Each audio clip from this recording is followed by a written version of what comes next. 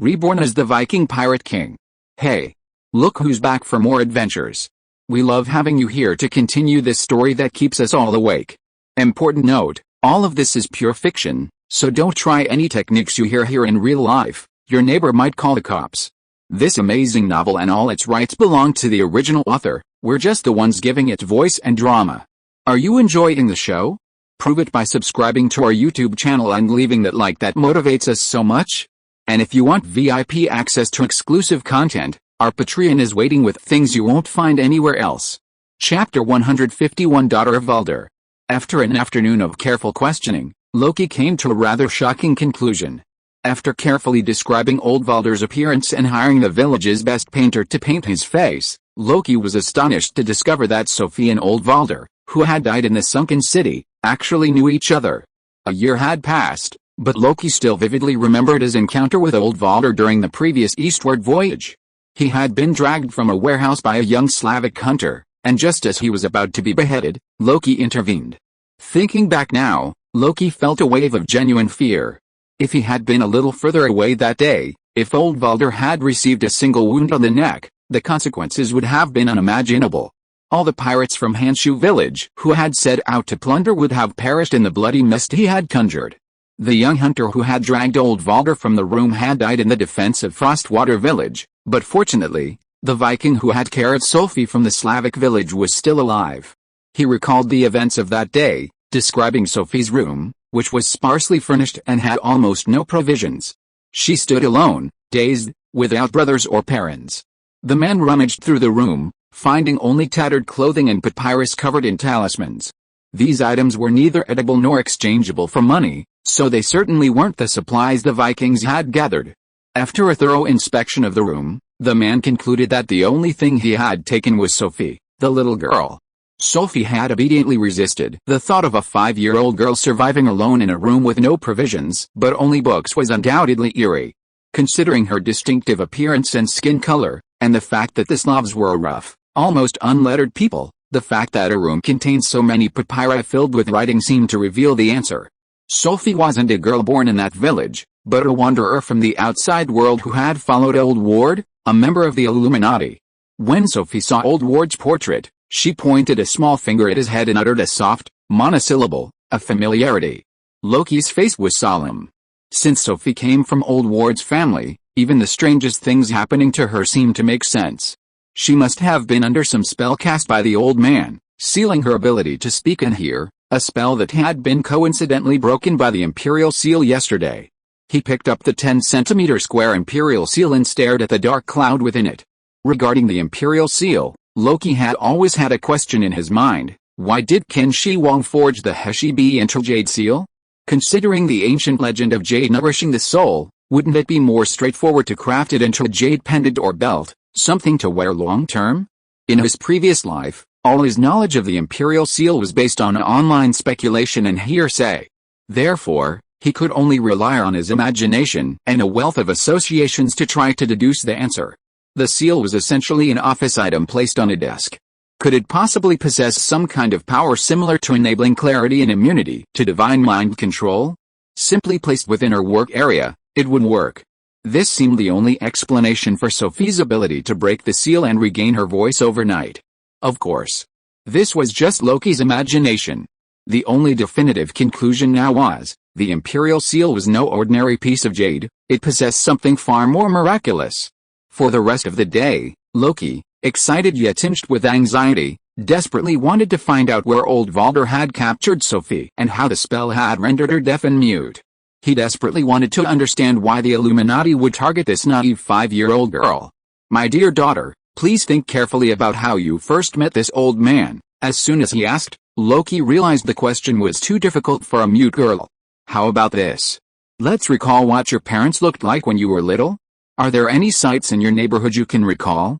Or what does your house look like? He remembered how the police officers in his previous life had questioned children abducted by human traffickers. But while the children of the Red Nation were all literate, Sophie was illiterate, having only just regained her hearing. Like a baby just beginning to perceive the world, the little girl could only utter a few primitive, monosyllables, aside from poking with her white fingers at objects of interest. Loki sighed helplessly. Trying to get a 5-year-old girl, who had only just learned how to use her throat to communicate with him, was indeed a bit much. Clearly, there was still much work to be done to teach her to speak. No matter what, it was a good thing his daughter could speak again. As long as she still retained memories of her childhood and her journeys with old Valder, Loki would have plenty of time to inquire about the full extent of what had happened. The following day, he ordered the castle servants to tailor a small backpack for Sophie. Once it was completed, he once again took out the imperial seal and placed it in Sophie's backpack. "My daughter, this item can cure your hidden ailment. From now on, you must carry it with you at all times during the day, and hold it in your arms when you sleep. Understand?" In that moment, Loki suddenly felt that this heirloom was nothing compared to Sophie's health. Although they were not related by blood, Loki, having experienced life and death several times, now deeply understood the importance of family. Sophie was his only relative in this life. "Oh," the naive girl uttered a soft, monosyllable, then reached out a plump, white finger and gently touched the tip of Loki's nose. It was almost night when he finished with Sophie. Loki also needed to deal with the construction of a hospital, the purchase of cows to provide nutritional supplements for pregnant women, and the transfer of old Gor's ships. He left in such a hurry that he forgot to take the 3 pieces of ancient Egyptian gold jewelry old Gor had traded for. As night fell, after everyone had left Sophie's boudoir and the servants had served her dinner, they rose and left. As the dim candlelight once again illuminated her face, the little girl's bright eyes finally caught sight of the 3 golden artifacts. Sophie first reached out her chubby little hand to pat the dog head atop Anubis's staff. To her, it looked remarkably like the large, black-furred dogs in the kennel. Although Loki never allowed her to approach, the women of the village would still take her to play with the dogs when they had time. She loved the companionship of animals. Unfortunately, the Anubis statue on the golden staff remained silent. Noticing no signs of life, she quickly shifted her focus and timidly tapped the large scorpion on her scorpion armband. Scorpions live in dry, hot deserts, so they're not native to Scandinavia. Sophie tilted her head, feeling as if in a distant memory, another family member had never allowed such a hideous creature near them. After observing it for a long time and gently prodding it several times with her fingers, Sophie concluded that it wasn't alive either. The scorpion armband quickly lost her attention. She finally focused her gaze on the golden mask of Horus. Chapter 152 Nefertiti appears. The golden mask wasn't much larger than Sophie's cheeks. She reached out her chubby little hands and lifted the heavy piece of gold. Just as she was about to place it against her chubby face, a massive black mist rapidly poured out from her mouth and nose, and the 2 eyes of Horus on the mask illuminated simultaneously. Between her brows, a nondescript diamond-shaped gem swallowed up the black runes emanating from Sophie's body like a whale. Sophie had no idea what was happening before her, but she could feel her previously chaotic mind rapidly clearing. The thick black mist expanded rapidly, almost filling the entire room. Sophie's pale, dark skin quickly paled and brightened, returning to its original pale golden hue. A blazing sunlight, dispelling the darkness, shone from the eyes of Horus. Simultaneously, a soft, charming female voice echoed through the room. 2,000 years. I never thought I'd be able to taste the sweet aroma of psychic energy again. Sophie's sparkling eyes widened. In the blazing sunlight, she saw a slender female figure approaching from the center of the light. Her skin wasn't as pale as her father's, but rather a wheat-colored hue with a faint golden shimmer.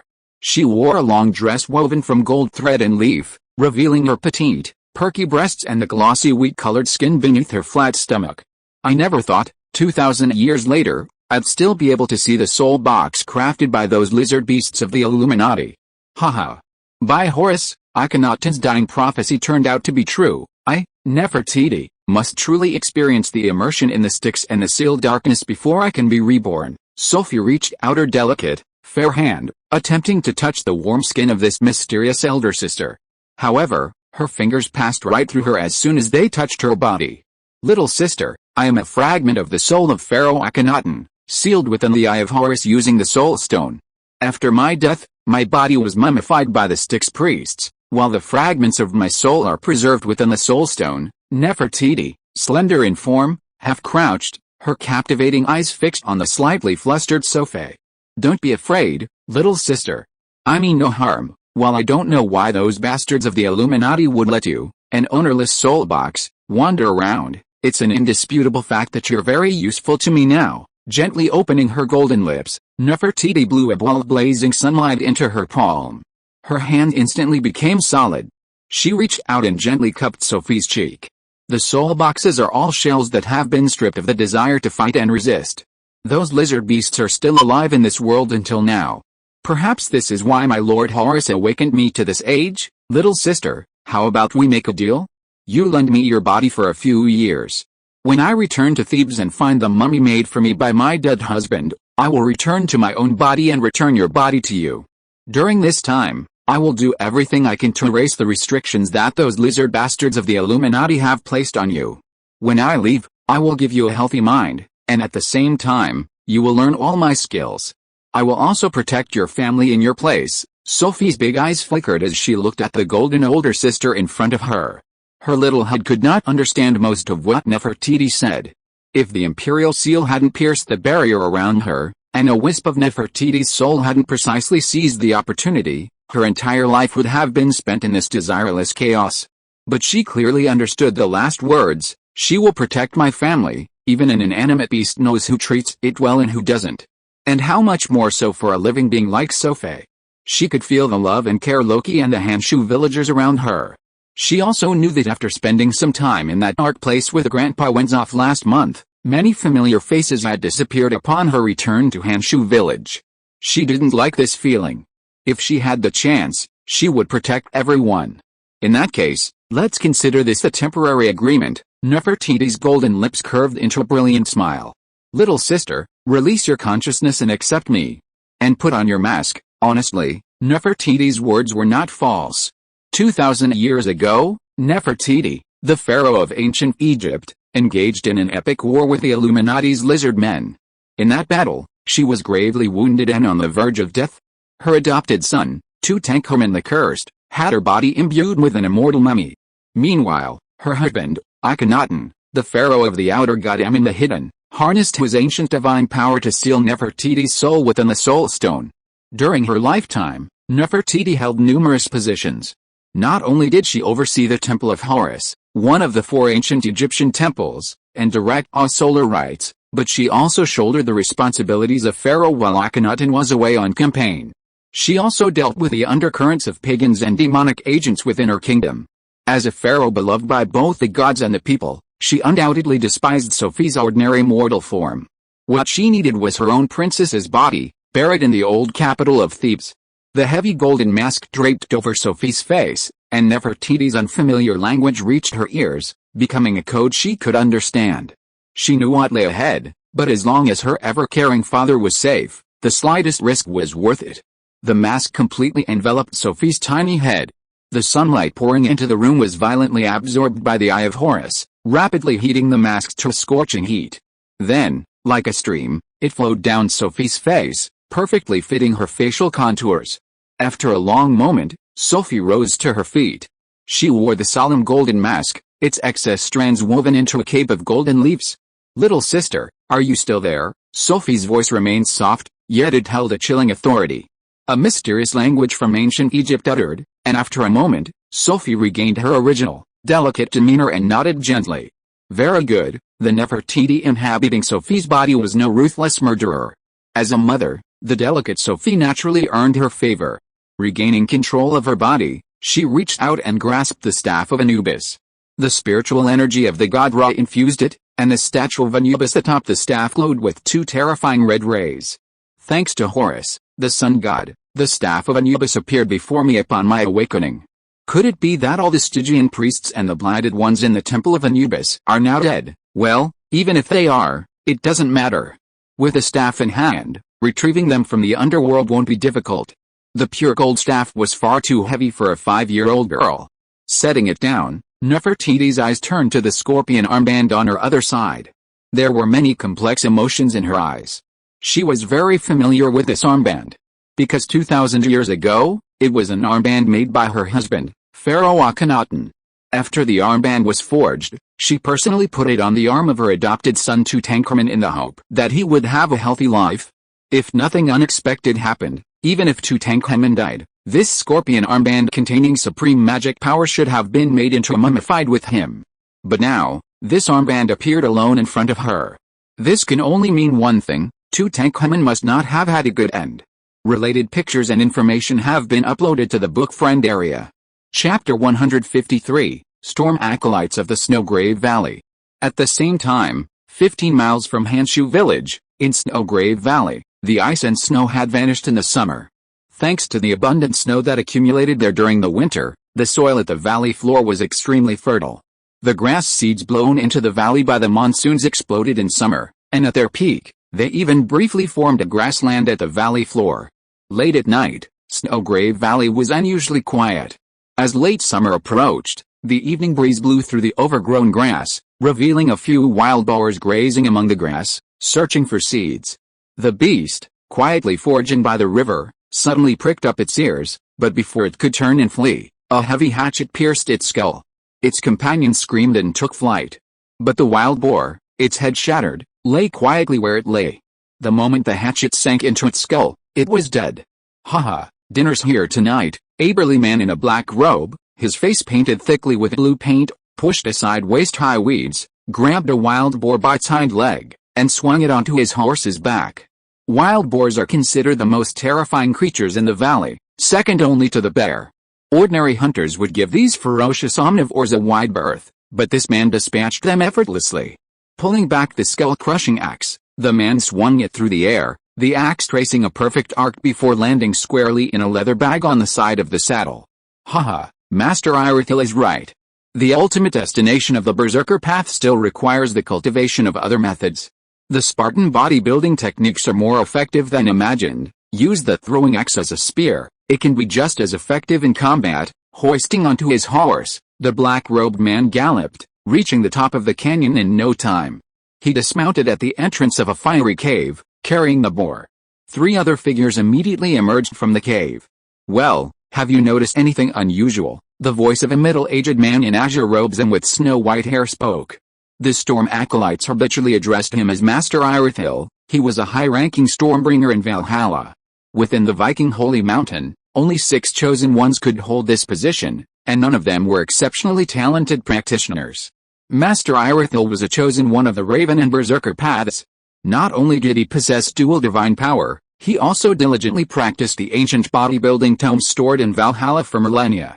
It was rumored that these tomes were compiled by the Aesir, the race that ruled Asgard. His power was unfathomable and immensely powerful. Before him stood a storm acolyte, clad entirely in black. He remained silent, but instead produced several herbs and a worn medicine basket from his back. So it seems our herb-gathering brother indeed perished at the hands of the hunters from Frostwater village. Haha.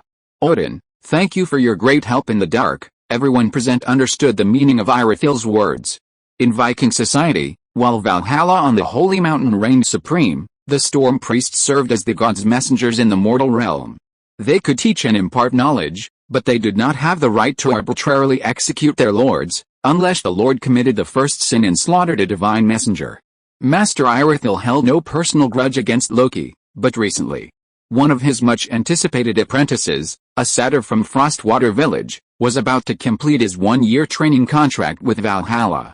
A highly anticipated and powerful warrior, he refused Master Irithyll's offer to train him as a divine messenger, insisting on returning to Loki's side. This displeased Master Irithyll. Valhalla on the sacred mountain holds only 6 divine agents. They control the 6 temples left behind by the gods of Valhalla, and hold immense power in Scandinavia. Storm heralds control the potions of their respective temples, and any one of them is a wealthy lord. Furthermore, Viking nobles traditionally employed a storm acolyte to serve as a shaman in their territories. These agents, while nominally assisting their lords, were in reality spies planted within their lords' cities. Virtually every event in Scandinavia, big or small, escaped the 6 divine agents' intelligence network.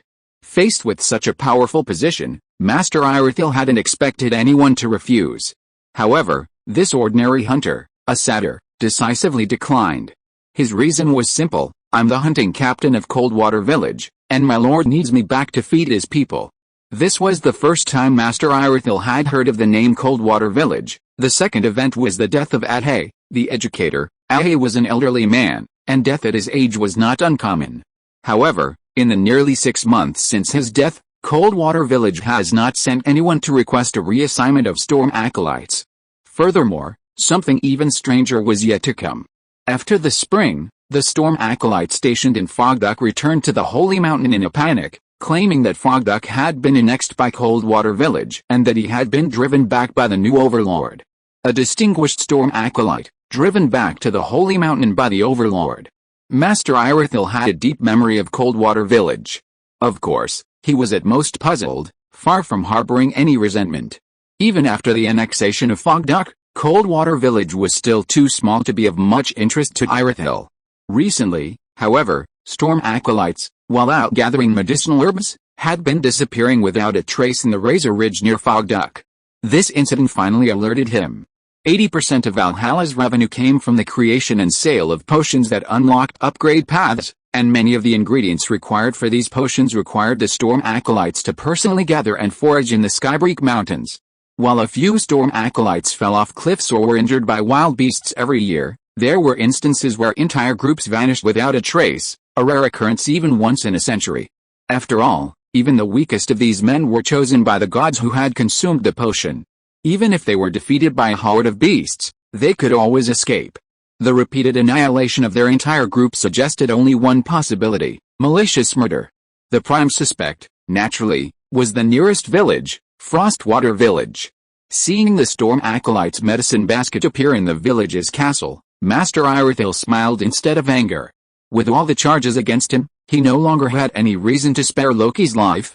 The storm priests of Valhalla never faced trial for their crimes. As the mortal incarnations of the gods, no one would dare question them, even if they had killed a Viking royal. Irithyll had gathered all the evidence he needed. He clapped his hands gently, and several large ravens flew out from the shadows of the cave, landing on his shoulders and cawing. "The three of you, come with me to Frostwater Village and deal with this troublemaker named Loki. As for Ymir, you stay in the cave and prepare breakfast. Hurry up, we'll be back within an hour. Remember to put more chili in it, and don't steal my wine." Ymir watched in silence as Master Irithyll and his three apprentices dashed off. He sighed deeply, picked up the pig's leg, and began to gut it. The Lord Messenger always kept his word. Since he had said he would be back within the hour, he only had 1 hour to prepare the barbecue for them. The penalty for exceeding the time limit was more than a new apprentice could bear. Chapter 154 The Old One has become a god. The darkness before dawn is the quietest hour of the night. Coldwater Keep was filled with snoring, with only a single lamp still burning in Sophie's room. Having successfully found her host, Nefertiti was carefully examining the imperial seal given to her by Loki. Over the course of the afternoon, Sophie had led her through all the familiar rooms of Coldwater Keep, even taking her on a tour of the cathedral in Coldwater Village, which Jerome controlled. She was astonished to discover that the humble church she had founded during her escape from Egypt had grown to such a size, and that the prophet Moses, a Hebrew leader from her own time, had become a deity among the 12 divine messengers of the Holy Bishop. In his previous life, he had been immortal. Having served as pharaoh for over a decade, Nefertiti was intimately familiar with the diverse city-states and faiths of the Nile River basin. When she came to power, the prophet Moses had died just over 20 years earlier. Moses' decision to lead the Hebrews out of Egypt was considered a grave disgrace by her father, the previous pharaoh, Amenhotep III. As ancient Egypt's most militaristic pharaoh, he could not tolerate such a scandal during his reign. Moses' life was quite legendary. He began as an abandoned infant, rescued from a river by Nefertiti's sister, Princess Kia. The name Moses, bestowed upon him by Princess Kia, literally means coming from the water. Raised in a royal aristocratic family, Moses inherited none of the arrogance of royalty. Instead, he deeply sympathized with the Hebrew slaves, who shared his common roots. As an adult, he accidentally killed an Egyptian soldier who had assaulted a fellow Hebrew, and was hunted by the pharaoh. From then on, he fled his homeland and began his life of exile. It was during this period of exile that he discovered the foreign gods, the Holy Lord Jehovah. 2,000 years ago, Earth was still ruled by the ancient gods. Outer and old gods roamed the land with impunity. It was common for mortals, by chance, to become disciples of the ancient gods and become their followers. Ever since Moses met the Holy Lord Yahweh and founded Judaism, the forerunner of the holy bishops, his life began to unfold. Returning to Egypt, he strode into the palace, surrounded by 5,000 pharaoh's guards, and negotiated terms with Amenhotep III. This behavior naturally drew the scorn of all the nobles and aristocrats in Thebes. But he softly chanted a prayer, and when the Holy Lord Yahweh descended upon the kingdom's golden palace, accompanied by a radiant light, even Amenhotep II was forced to confront the once humble Hebrew fugitive. The divine might of the Holy Lord Yahweh crushed the mortal priests of ancient Egypt. Even the imperial master could not stand under his psychic pressure and fell to his knees. But the pharaoh refused to release his Hebrew serfs. The Holy Lord Yahweh said nothing more. He flew out of the palace, opened his arms, and unleashed upon the Egyptians the 10 plagues recorded in the Bible. The first, the plague of blood, transformed all the rivers of ancient Egypt into a crimson stream of blood in a single day. Dead fish filled the rivers, and the waters stank. The spell lasted for 7 days, and on the 8th day, the tide of blood receded. Amenhotep II, believing the deity's power was limited, thought he could continue to solve the problem through his own words. He summoned Moses, gifted him with beautiful women and gold, and treated him to the most exquisite banquet. Then he asked a famous question. "You are the adopted son of my eldest daughter, a noble of Egypt. The purpose of these slaves is to build your pyramid, so that you can continue to enjoy wealth and prosperity in the afterlife in the river Styx. Mortal society is like our pyramid, a ladder. Everyone wants to climb up, from slave to noble. Why do you want to go against the flow, from noble to slave?" Moses replied, "My people need me." This phrase became the spiritual core of future generations of holy bishops. Countless holy bishops silently recited this phrase, dedicating themselves to the congregants of their dioceses. The pharaoh sighed and escorted him out of the palace. He didn't know how to communicate with a man who had voluntarily changed from a noble to a slave. The next day, the second natural disaster, the plague of frogs, struck. Frogs fell from the sky in huge numbers, filling the water, roofs, hearths, and even the golden robes of the nobles. The pharaoh remained unmoved. In the following days, Egypt experienced 8 more natural disasters: lice, flies, pestilence, boils, hail, and darkness. Mighty Egypt, relying on its national strength, withstood the storm. However, on the 10th day, Jehovah's anger was unleashed. He unleashed a final round of natural disasters upon Pharaoh, known as the Plague of the Firstborn. 8-year-old Nefertiti watched as her older brother, Pharaoh's eldest son, Akhenbozer, perished within a single breath. In the baptism of divine light, they were instantly reduced to ash, their forms and spirits obliterated. This included Moses' adoptive mother, Princess Kaya. Amenhotep II was forced to summon Moses again. "You have been an abandoned child since childhood. A bastard thrown into the river. If my eldest daughter Kaya hadn't rescued you from the river, you would have died in the crocodile's mouth. We brought you back to the palace, gave you servants, beauties, fine clothes and delicious food, but you treated us like this. Do you still have a conscience as a human being? Conscience, haha. My respected grandfather, do you know what conscience is? Why was I abandoned? It's because my parents have been slaves for generations. They would rather I die on the spot than let me and all my descendants be slaves forever, from birth. When their hands can move, they have been washing sand and gravel on the construction site. When their feet can move, they are already carrying stones. The priests of the Styx transformed their bodies so that they can't speak or think, but can work and mate. Why? Is this your conscience as a civilized person? My respected grandfather, let me tell you what my conscience is. You absolutely don't want to see the 11th disaster of my lord. There will be eternal despair beyond words. You and all your children will scream heartbreakingly, sleeplessly, without rest, without death." The next day, the pharaoh granted Moses' request, and hundreds of thousands of Hebrews abandoned their half-built pyramids and set out from the desert. Just 3 months later, Amenhotep II died of depression before Nefertiti. This event had an unparalleled impact on Akhenaten and Nefertiti. It was the experience of the 10 plagues that taught the 2 new pharaohs the profound powerlessness of mortals in the face of the gods. Facing the powerful foreign gods, only those with the support of the ancient gods could resist these age-old, terrifying creatures. Through their collaborative efforts, Egypt found Amen, the Hidden One, and Horus, the sun god. Akhenaten lavishly built temples for them, drawing the people to worship them. Blessed by these 2 powerful foreign gods, Egypt began to develop theology and embrace the technology and abilities bestowed upon it. Gradually, the struggle for hegemony around the Mediterranean began. Nefertiti recalled the fear of being dominated by Holy Lord Jehovah, and found it no surprise that the holy bishop had been able to survive and flourish for 2,000 years. When a desperate nation begins to produce ruthless individuals like the prophet Moses, who disregard all basic human moral principles. This nation and its religion are bound to rise. That day, she stood before the statue of Moses, pondering for a long time before finally leaving with heavy steps after 2,000 years of slumber. Her rebirth was most shocked by two things. 1. The Illuminati, the group of lizardmen who had been hiding underground, engaging in various behind-the-scenes and sabotage activities, still existed 2,000 years later. They were still crafting soul boxes to preserve the souls of high-sequence chosen ones. Direct enemies like Moses and Jehovah are often not formidable after thorough preparation.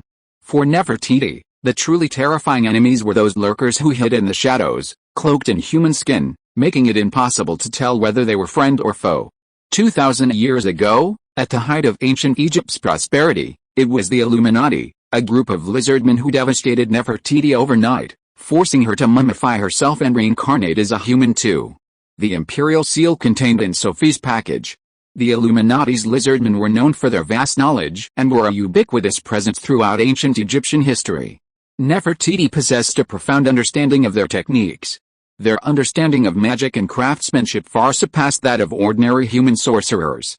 The soul boxes they crafted appeared impenetrable from the outside, proving even the fire priests, specialized in psychic attacks, would struggle to penetrate the hidden defenses of the boxes from the outside. But Sophie was truly a chosen one with incredible luck. Upon entering Sophie's consciousness, Nefertiti first sensed the rich holy light of the holy bishop's faith. At this point, she was unaware of the story of how Lawrence had planted a cross within the obsidian pyramid, transforming all the children of the Holy Archbishop's Church in Hanshu village into the chosen ones. Although she was unaware of the source of this intense holy light, it was this very light, infused into her from an unknown source, that would later become the foundation for her to break the restrictions of the soul box. Then came the second opportunity, the imperial seal. This inanimate object, a mere 10 centimeters square, effortlessly shattered the soul imprint planted in Sophie's brain by the Illuminati. It was through this rift that Nefertiti's soul fragment was able to sense Sophie's presence and possess her body. What could this seemingly ordinary jade be? The knowledgeable Nefertiti, after examining it for a long time in Sophie's small hands, could not discern its true nature. By this time, much of the long night had passed. She carefully sensed the jade's vibrations and could only barely discern that it was not the guardian of Anubis, depicted on the scepter of Anubis, or the scorpion of the scorpion bracelet. This seal wasn't a living thing. It was truly inanimate. Your father is nothing like an ordinary barbarian lord. He must have more secrets hidden within him. In her mind, Sophie crouched beside Nefertiti like a docile cat, observing everything around her through her eyes. This was a privilege bestowed upon the fragile child by the powerful pharaoh. Observing the world through her eyes allowed Sophie to grow rapidly, allowing her to take on the responsibility of protecting her body when her soul occasionally fell dormant. As the sun was about to rise and darkness was about to recede, she set down the imperial seal and walked to the wall lamp, just as she was about to extinguish the flame. Just then, a discordant gust of wind blew in from the window. Nefertiti twitched her nose deftly, and the next second, the hairs on her body stood on end. She instantly crouched on the floor and, like a graceful cat, silently leaped to the bedroom wall. Murderous aura. This is the scent of fiery murderous aura. As a highly renowned female pharaoh of ancient Egypt, Nefertiti had endured numerous assassination attempts during the era when the outer gods roamed the western continent. She was extremely sensitive to murderous aura and death. Sensing danger, she controlled Sophie's body and instinctively executed the most appropriate evasive reaction. Tiptoeing delicately to the wall, she grasped the mask of Horus, the sun god, and simultaneously fastened the scorpion armband to her forearm. Gently parting her lips, Nefertiti breathed a breath of blazing sunlight at the ferocious scorpion. The golden scorpion, once frozen like a sculpture on the ground, instantly twisted its joints and leaped from her arm to the floor. A drop of golden venom flowed from its stinger, reflecting the dim wall lamp like a flowing flame. In real history, Nefertiti and Moses never met. Nefertiti was born 30 years after Moses' death. Chapter 155 The Power of Nefertiti. Master Irithil and his 3 apprentices quietly infiltrated Coldwater Village. As a storm priest long stationed at the Storm Temple, Irithil differed most from ordinary Vikings in his dedication to the art of combat. Ordinary Vikings, even the chosen ones like Loki and Olgor, sought to swiftly eliminate their enemies. However, Master Irithyll and his storm acolytes studied the killing techniques of the great schools of the Western continent. Over centuries of development, each of the 6 great priests developed their own unique style. The Irithyll lineage excelled in stealth and the assault. After all, from the perspective of Valhalla, they, like other warlords, were unjustifiable for slaughtering Viking civilians at the slightest disagreement. Meanwhile, 2 storm acolytes were suspended from the outer wall of Coldwater Keep using a metal shackle. Irithyll was harnessing the power of Raven's Path, Sequence 3, Night Raven, transforming into a black bird, circling high above Coldwater Keep. He had to ensure their actions were unobserved by the general public. Just now, while passing through this room, I sensed a subtle psychic fluctuation. Sensing the figure within, I think it's a child getting up for the night. Go and take care of her, be careful and don't make any noise. For the storm acolytes, the priest's words were instructions from the gods. Even the heinous crime of killing children was unquestionably obeyed. With a firm nod, hanging upside down from the castle's outer wall, shook his right arm and silently slipped through the bay window. A few seconds later, the 2 heard a soft clop. Then, for a long 10 minutes, no sound emanated from the room. Reverting to human form, Irithyll, standing securely on the flagpole, narrowed his eyes and crouched gently. Killing an unarmed Viking child would be a snap for his disciples, but Egger hadn't emerged from his room for so long. What could be going on? Master Irithyll had spent half his life cultivating within Valhalla, and his disregard for life was ingrained in him. He knew Egger's skills. Even surrounded by 7 or 8 Viking warriors, let alone a child, his agility wouldn't be a problem. Throughout Scandinavia, there were only a handful of people capable of killing him instantly. You, go and see what's going on. His second disciple had been with Irithyll the longest. If the satyrs hadn't appeared last year, this Slav named Masov would likely have inherited Irithyll's position as storm priest within 3 years. He nodded gently to his mentor, and a cold flame ignited in his eyes. This was proof of his early solo expedition into the caverns beneath the sky-breaking mountains, where he had slain a giant frost bear. Only warriors who had devoured a live frost bear would have their eyes turned this color. This was a gift from the god King Odin to the warriors. Masov flew silently into the bay window. Upon landing, he pulled out a simple weapon from his back. It looked like a shard of ice as transparent as glass. Even on a summer day with temperatures around 20 degrees Celsius, the surface of the ice shard emanated a chill. Masov had once followed the masters of Valhalla deep into the snow-covered Greenland. In a cave dozens of meters underground, he had plucked this shard of ice from the chest of a dead dragon. Even in the peninsula's summer heat, it remained unmelted. He bound the base of the shard with several strips of animal skin to create a hilt. From then on, this short blade became his constant weapon. This cold, ancient blade not only instantly coagulates the blood flowing from an enemy's wound upon piercing it, it also freezes the nerves surrounding the wound, rendering the victim virtually painless. For stealth assassinations, this ice blade is practically the perfect weapon. Do you hear that? Masov called softly after entering the room. He hadn't considered the possibility that his fellow apprentice might have met with any mishap in this rustic castle. The most likely possibility was that his attention had been distracted by something else. Of course, a need for urination was also possible. After waiting for a long moment, Masov received no response. He tiptoed lightly through the room, even exploring the dark corridor outside. The castle was silent save for the muffled murmur of slumber. Returning to his room, he was surprised to see a deep blue twilight glow on the horizon, a sign of the approaching sun. He slowly shifted his gaze to the bed across from the bay window. The thin linen blanket on the bed arched slightly, forming the shape of a living person. Not wanting to waste any more time, Masov, gripping his ice blade tightly, walked to the bed and lifted the covers. The man he had been searching for, lay stretched out on the bed, his face a look of defeat, his eyes staring blankly at the ceiling. You? Masov's brain was clearly unable to process what he saw. An assassin, having flown in through the window, had comfortably laid flat on the bed. The scene was undoubtedly utterly bizarre. He reached out his large hand to lift his junior's head. But at that moment, a blazing sun suddenly erupted from beneath Egg's head. The sudden, scorching sunlight was like a flashbang exploding in a dark castle. Caught off guard, Masov felt his eyes go pale. As the chaotic white faded, all that remained was meaningless flashes of color and a darkness as thick as ink. Shit. Fuck you, he rubbed his eyes vigorously, thrusting his dagger aimlessly in front of him. Haha, that's so simple. A thin figure tumbled out from under the bed, accompanied by the axe Loki had once gifted Sophie. The girl swung the axe with her frail arms, the blade easily splitting the back of Masov's head. He didn't even have time to utter a cry before collapsing onto the bed. She and Egg lay side by side. As murderers, we must die together. Nefertiti gazed at the faint dawn rising in the sky and gently patted the scorpion armlet on her wrist.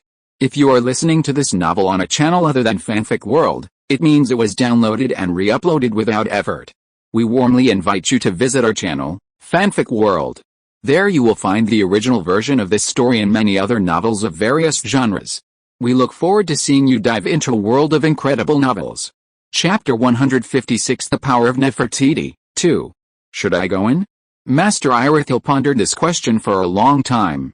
As the darkness of the night sky receded, the two disciples who had entered the castle refused to emerge from the window. A faint sense of crisis began to well up in his heart. Having ascended to the position of Stormbringer at the age of 35, Irithyll was definitely no fool. Perhaps young Egg had been ambushed, unwittingly slain by the Vikings. He was well aware of Masov's skills. For years, as his chief disciple, he had followed him deep into the remote wilderness, exploring and searching for treasure. Most of his companions had perished, but he had stubbornly survived. Even for himself, defeating Masov would require a lengthy battle. And Masov, upon entering this room, had silently melted into the darkness. This undoubtedly caught Irithyll's attention. Valhalla made its living by selling potions, and the temple boasted 8 upgrade sequences and nearly 100 different recipes. Together the perfect formula, storm acolytes often risked their lives entering perilous, ancient wastelands to harvest. Within these desolate, extinct lands, lurked terrifying creatures that had survived from the ancient past. Irithyll deeply understood that the world held many mysteries he could not explain. His survival from a mere trainee storm acolyte to the present day was often due not to superb martial arts or extraordinary courage. His greatest strength lay in his ability to suppress his insatiable curiosity. In other words, he was a coward. So, when something strange and inexplicable unfolded before his very eyes, he acted decisively and fled. However, just then, the rising sun shone a single ray of light from the eastern mountains. The blinding sunlight shone upon Irithyll, causing him to briefly feel dizzy. He reached out to block the eerie, terrifyingly bright light, but suddenly felt a cold, murderous aura rising from behind him. He tried to turn and block it, but it was too late. Shocked and furious, he leaped forward, tracing a precise arc and landing at the castle's main gate. Irithyll didn't even consider striking back. Years of combat experience had taught him that when a stalker's whereabouts were exposed, counterattacks were tantamount to seeking death. Staying alive offered a chance for a comeback. If he could safely return to Valhalla, he could devise 1,000 ways to avenge his missing disciple. His horse was parked at the gate. If he could only run a dozen meters further and mount it, this purebred stiltbred from Frost Ridge would surely carry him to safety. However, just after 2 steps, as he was about to burst through the gates of Frostwater Village, Irithyll suddenly felt a sharp tingling sensation in the soles of his feet. Looking down, he saw a massive, golden scorpion emerge from the mud, its 2 golden claws raised, gazing at him with awe. Irithyll's pupils shrank to the size of pinholes. Scorpions, creatures native to arid sandy lands, simply couldn't exist in Scandinavia. Furthermore, this scorpion was completely golden, its pale golden venom oozing from the stinger on its tail. His legs were rapidly losing feeling. This was the sign of a strange poison. Haha, you think you can kill me this way? After all, Irithyll had the fighting blood of his Viking ancestors in his veins. Adversity only served to unleash the will to survive deep within him like a spring. Drawing his dagger, Irithyll reversed the blade and stabbed it cleanly into the artery in his right leg. As the dagger thrust in and out, flecks of blood, speckled with the golden light, spurted from the artery, splashing onto the dew-drenched shrubs before him. But then, something even stranger happened. A profound darkness appeared before Irithyll. He was in the midst of a vibrant painting of the rising sun. The dark holes created by the spilled blood, like a row of gaping holes in the painting, shattered the harmonious scene before him in an extremely eerie way. Could this be an illusion? More and more blood gushed out from the wound on his leg, and the painting that came into contact with the blazing blood was burned with dark holes one after another. Only then did Master Irithyll's mind clear up and reflect on the biggest problem of this operation: time. I have a precise understanding of time. Before setting out, I had precisely calculated the interval between pre-dawn and sunrise. We should have plenty of time to reach the village and complete our mission. How could the sun rise so early? He turned his head and gazed intently at Tanshu village in the distance. Under the brilliant and peaceful sunlight, the entire village was hushed and silent. Not only was there no voice, but not even the chirping of insects or birds. This was definitely not how a village in the real world should look. Master Irithyll was no stranger to illusions. As a chosen one of both the Raven and the Berserker, his psychic powers were immense. He could easily be drawn into the illusion without his knowledge, and the opponent's mental power was enough to crush him. Now, he had only one option: escape. Biting his tongue hard, Irithyll spat out a mouthful of blood. A fiery mist of blood burned a dark hole in the scroll before him. He stepped out of the hole, and the familiar darkness enveloped him once again. In the dead blackness, he forced his eyes open, only to find himself tightly bound by layer upon layer of bandages, unable to move. Where am I? Trying with all his might to turn his head, Irithyll found two mummies, identical to himself, to his left and right. Layer upon layer of linen strips bound them tightly, leaving only their eyes visible. And now, their eyes, like dead fish at the market, were lifeless. Master Irithyll tried desperately to move his fingers and feet, but the Styx priest who bound him was clearly well aware of this. With his entire body paralyzed, even moving a centimeter required a tremendous effort. But just then, he heard the door open. "Good morning, my dear Sophie." Fuck. That's not your dear Sophie at all, it's some Styx priest awakened from an ancient spell. "Help me.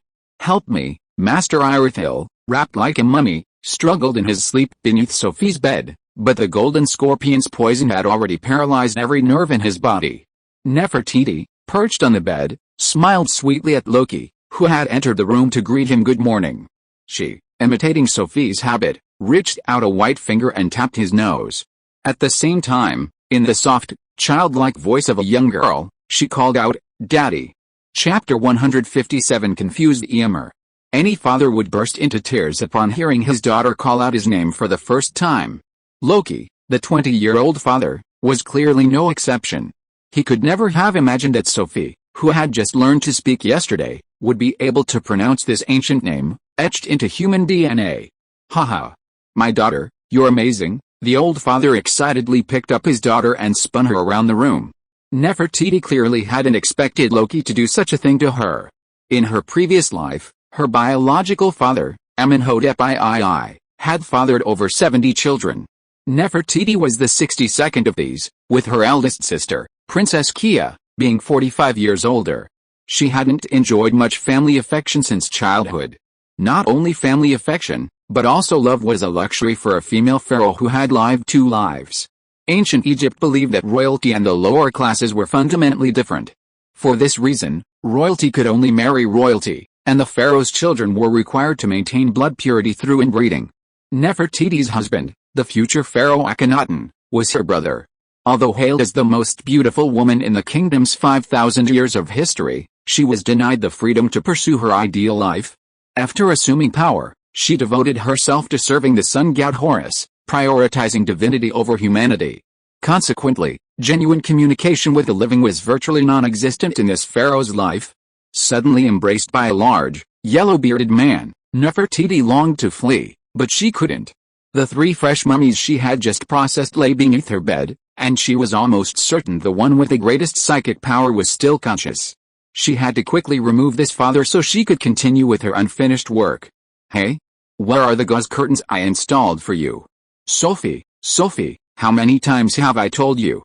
You're a grown woman now, you must always be mindful of concealing your body. You can't be like the other women in the village, taking off your clothes and bathing in broad daylight." "Never mind, I'll have the maid change you into another one. It's not a valuable item anyway." "Oh? You like this?" Loki only then noticed the golden mask and scorpion armband old Gar had traded for him lying on his daughter's bed. "Haha, I wasn't planning on selling them anyway.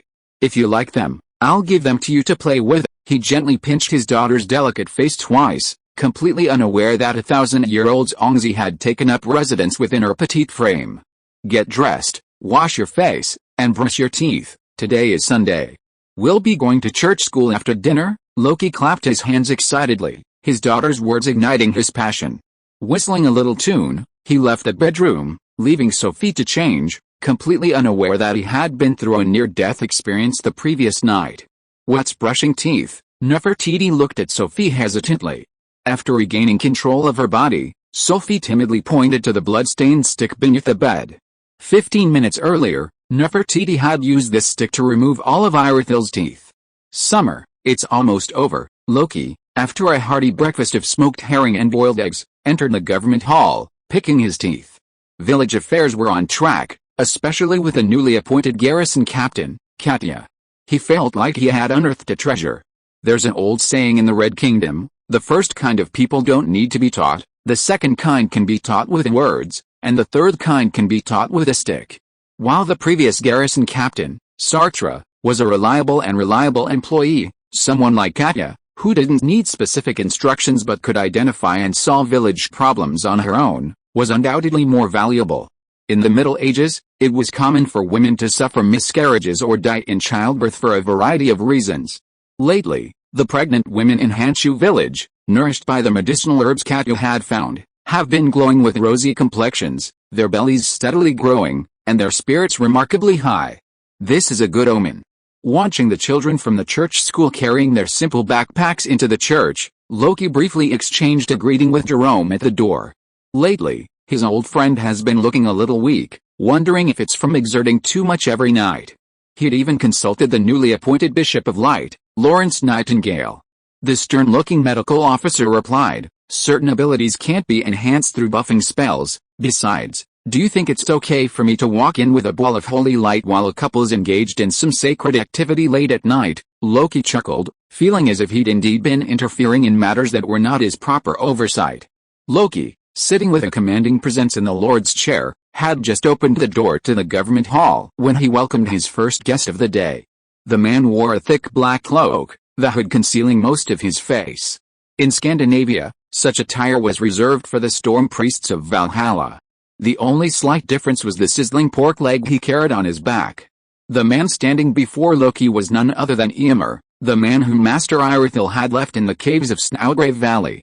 He had waited in the cave from pitch darkness until noon, even devouring nearly an entire boar by himself, yet Master Irithyll still hadn't returned from Frostwater village.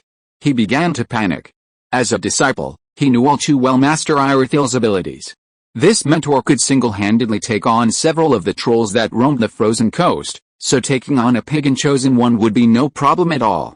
Even if his master failed, this village would have to pay a heavy price to defeat the powerful Storm Lord. Yet, upon entering Frostwater village, he found everything in perfect order. The inhabitants were calmly herding their livestock and going out hunting, as if nothing had happened the previous night. Ymir looked up at Loki, seated in the Lord's chair. He saw that the young Lord's eyes were as blank as the sky. The expression on his face didn't resemble that of someone who had just endured a deadly battle, but rather that of an ordinary person, fresh from breakfast, about to fall back into sleep. Could Master Irithyll have taken the wrong path? Had he wandered off to the neighboring town of Blood Dove? Ymir hesitated, his mind swirling with questions. He longed to ask Loki, "Did a Stormlord in blue appear in Frostwater village yesterday, intending to kill you?" But this was an assassination attempt, after all, and he couldn't be too explicit. He couldn't be too blunt. Loki, seated in the Lord's chair, gazed at the slightly younger Storm Acolyte. A long moment passed in silence as they stared at each other. Sensing the awkward atmosphere in the room, Loki pointed a finger at the pork leg Ymir was carrying. "Brother, you have meat and I have wine. Since we have nothing else to do, why don't we sit down and have a drink?" Chapter 158 Autumn Plunder.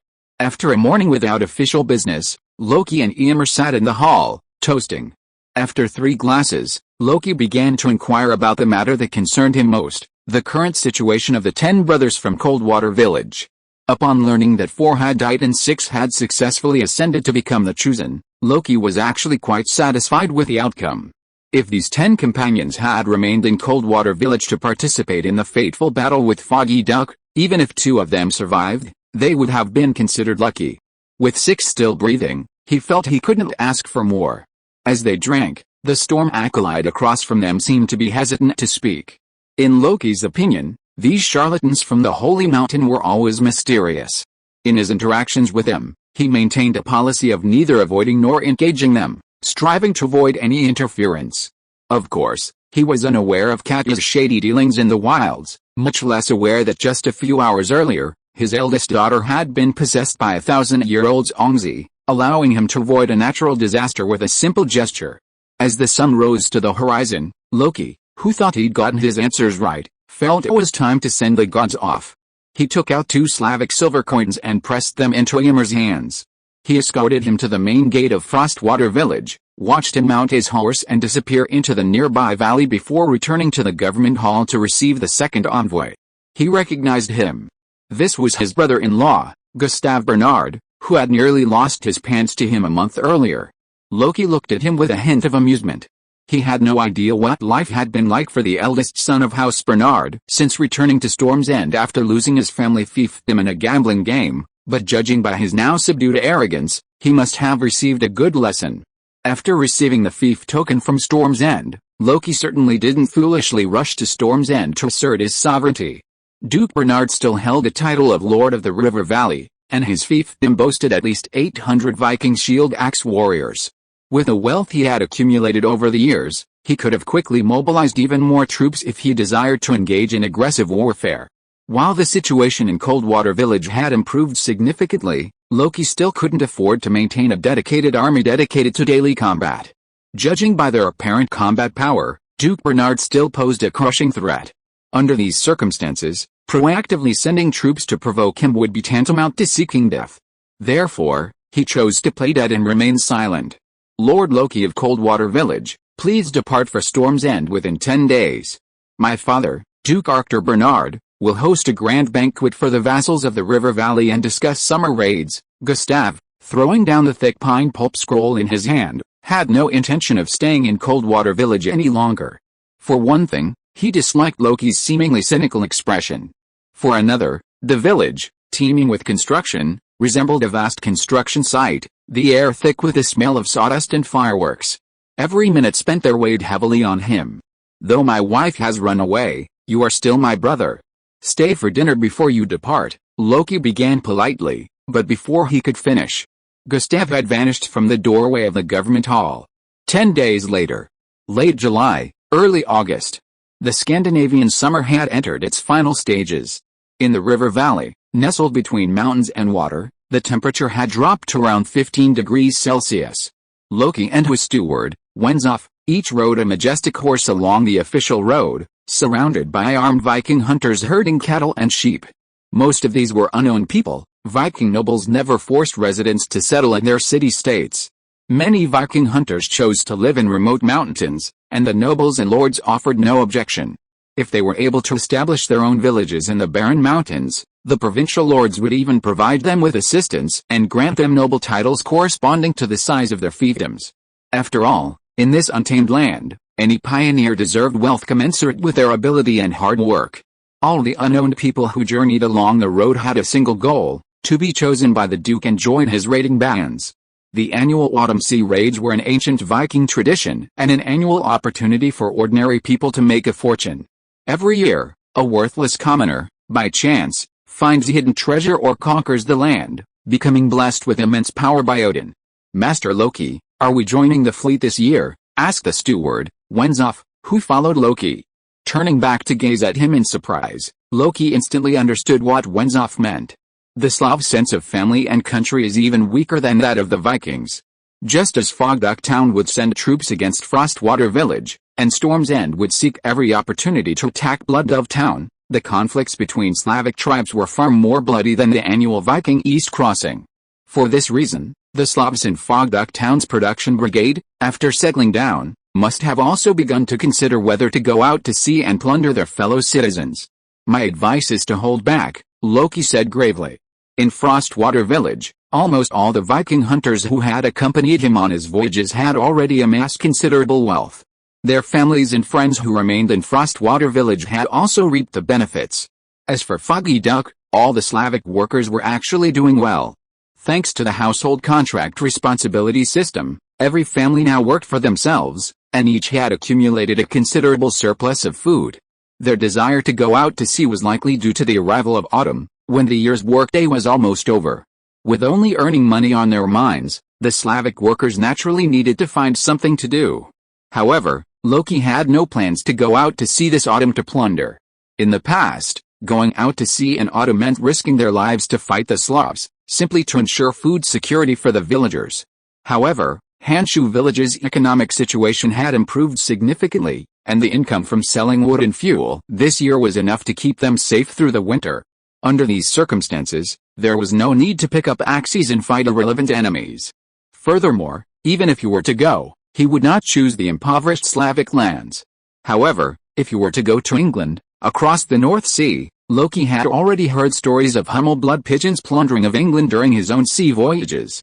He ravaged Mercia and Northumbria from north to south, returning to Scandinavia with a tidy profit.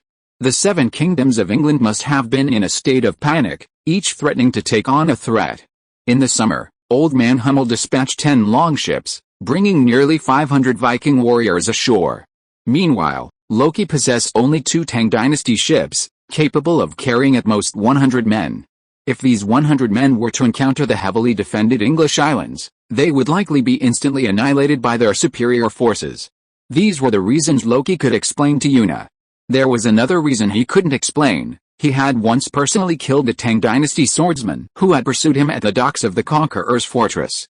By then, the Izumo Trading Company knew the imperial seal lay in their hands. Based on Loki's understanding of these merchants, the Vikings weren't even considered human in their eyes. They would undoubtedly continue to send other sword cultivators to Hanshu village to try to reclaim the imperial seal. The best way to deal with this was to remain in the village. Kill one by one, kill a pair by a pair. Based on these considerations, Loki's answer was, stay put this autumn. Today, I accidentally opened Black Sky Demon God's Host and discovered it was finished. He's my favorite author on Gideon, bar none. As a reader, the most painful thing is for a Dalojinxon to only be able to exert the power of a Foundation Establishment stage cultivator. Given the current climate, it's a bit sad. P.S. Wudeo is truly a role model for our generation. His study and don't wave embodies my ideal of what online literature should be. Chapter 159 Autumn Plunder, 2. My esteemed father-in-law, I must say this, times have changed. The banquet hall at Storm's End was ablaze with lights. As soon as Duke Bernard announced that his fleet would continue its journey eastward this year, Loki, guzzling ale, immediately dropped his cup and, under the influence of alcohol, stood up to retort. Haha, I'm sure you all know. As early as last year, I discovered a passage through the North Sea to the English Isles. On that journey, I traveled with only 10 companions, yet I brought back a vast treasure of gold and silver. Duke Bernard's face darkened as Loki uttered this. Since he became Lord of the Vale, no vassal had ever dared to directly challenge his authority. At that moment, he felt like flipping the table in front of him and calling in the shield axeman outside. But when he saw the bloody axe resting on the chair next to Loki, he immediately backed down. You have to know that all the vassals of the Riverdale were sitting in the banquet hall. If a fight really broke out, these people would get drunk and kill each other, which would ultimately undermine the strength of the Riverdale. Moreover, the token of Storm's End was still in this boy's hands. What if he hid it somewhere unknown? I'm afraid I'll never be able to live in Storm's End safely for the rest of my life. This summer, Lord Hummel of Blood Pigeon Town also went there. Haha, how much gold and silver he made. Just look at the magnificent Blood Pigeon Town now. Those guys are so eager to paint their roofs golden, I don't need to say anything. As soon as he said this, Lord Hummel's face changed. This summer's raid, he went out to sea without any notice to Duke Bernard. On the return trip, he also pocketed all the spoils and didn't pay Duke Bernard a single penny. Duke Bernard must have known about Hummel's crossing the North Sea to plunder England. But when Loki exposed this at the banquet, both the men felt a sense of embarrassment. But considering their faces was clearly not part of Loki's plan.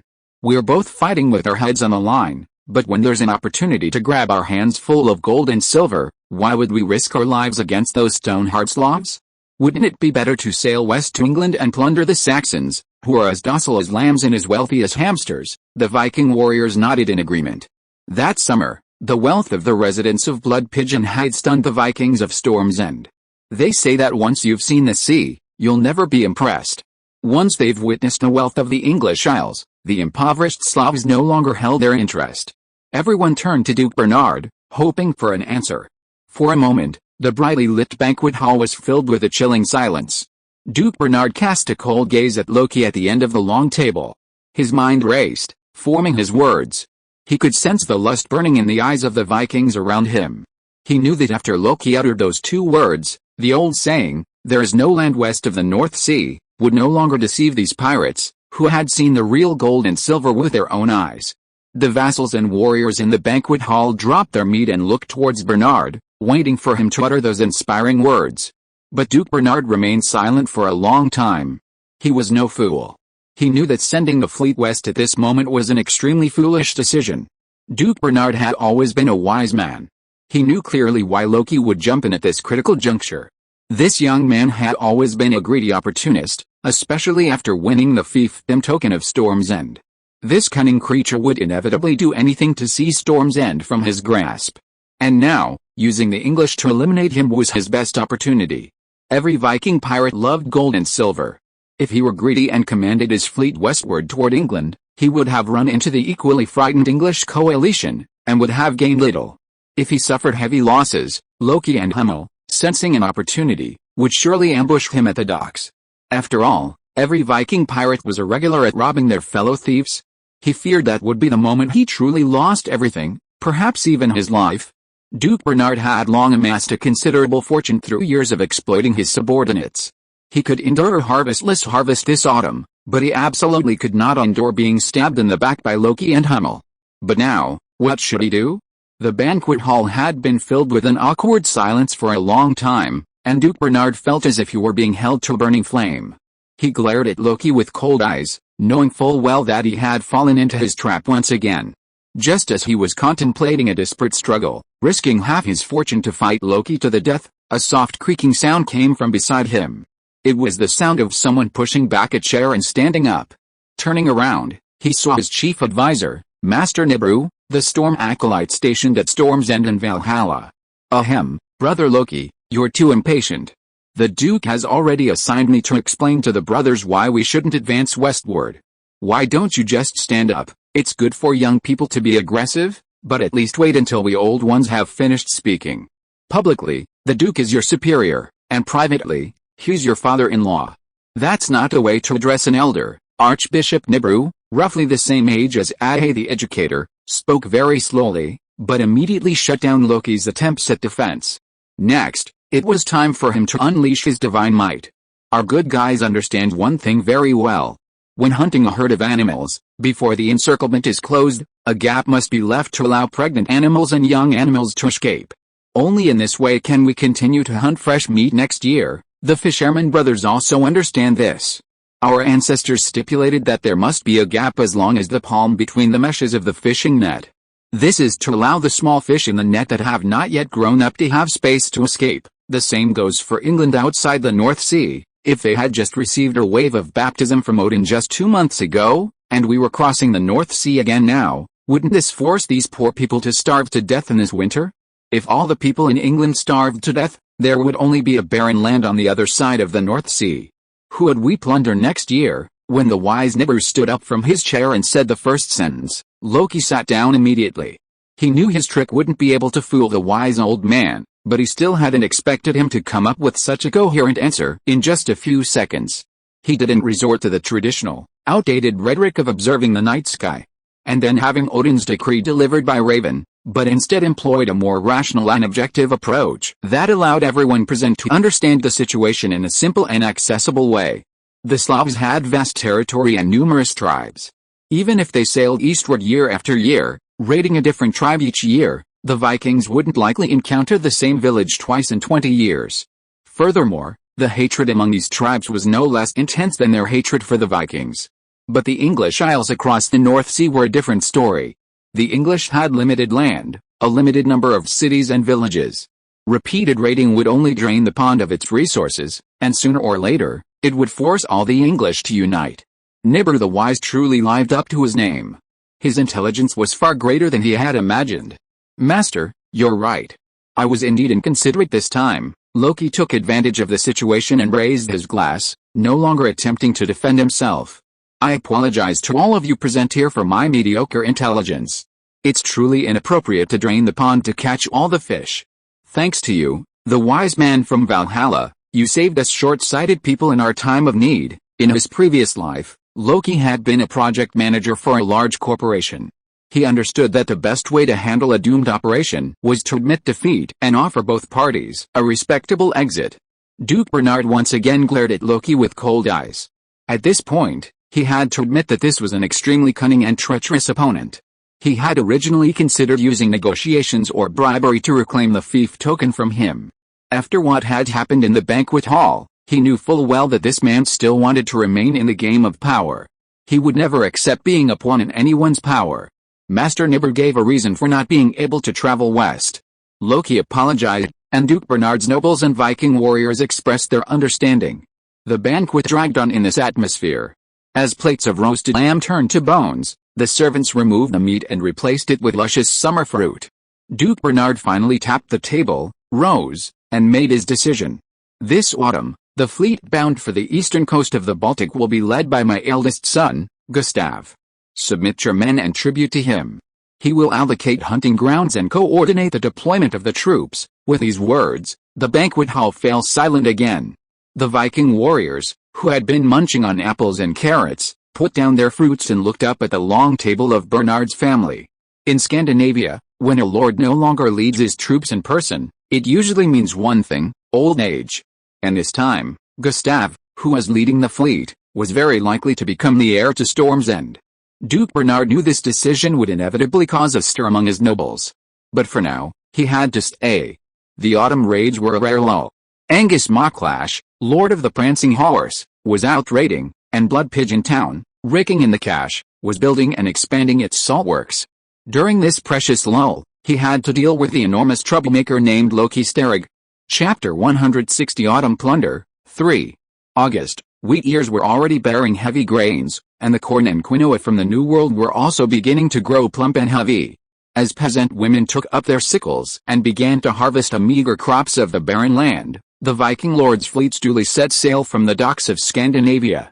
The 7 great lords assembled nearly 300 longships, carrying no fewer than 10,000 Vikings, and sailed towards the other side of the Baltic Sea. Unbeknownst to the Vikings, the Slavic king White Bear Barkenbush and the coalition of the 7 English kingdoms had already laid a tight net, awaiting their arrival. After a day's sail, the longships docked. The lords left only a handful of Vikings to guard the ships, taking all the others with them to join the annual autumn raids. Those unlucky enough to be left behind could only set up simple tents on the coast, spending their days fishing, setting nets, and repairing their ships. They sat idle, waiting for their share of the spoils. Boring, so fucking boring, muttered the young warrior, his axe resting behind his head. The morning sun had barely risen, but he was still drowsy.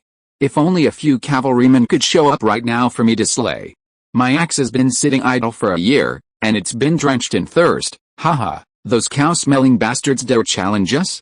We haven't seen Slavs attacking a fleet in ages. Yeah, I got the advantage, so I'll just lie back and sleep. Sleeping at home doesn't make any money, but here at least there's meat, wine, and silver. It's so comfortable. The young Slavic warrior felt his eyelids grow heavy. He pulled the hard axe from behind his head and replaced it with a stone. Suddenly, he felt the ground behind him vibrate rhythmically. This wasn't an illusion. Grabbing his axe and exiting the tent, he saw a dark line appear on the horizon not far away. It was at least several thousand Slavic yak cavalrymen. Stand by. Prepare for battle. The lookout blew the battle horn, and the Viking warriors, round shields in hand, formed up. As the yak riders approached, they realized this group of warriors was completely different from the farmers they had encountered before. They wore full suits of fine steel armor, and their weapons had evolved from ordinary black iron longswords to heavy Damascus machetes over a meter long. After hundreds of years of raiding eastward, the Vikings had encountered Slavic raids on their fleets. The chosen ones of the sea giant Path and Valhalla were particularly skilled at fighting against charging cavalry. They grabbed their 2-meter-long great axes, transformed, and stood at the front of the column, ready for battle. But then, a resounding dragon's roar echoed from the sky. 1,500 years ago, the Scandinavian peninsula was still ruled by giants. Back then, the giants' natural enemies were the mighty dragons that soared through the sky.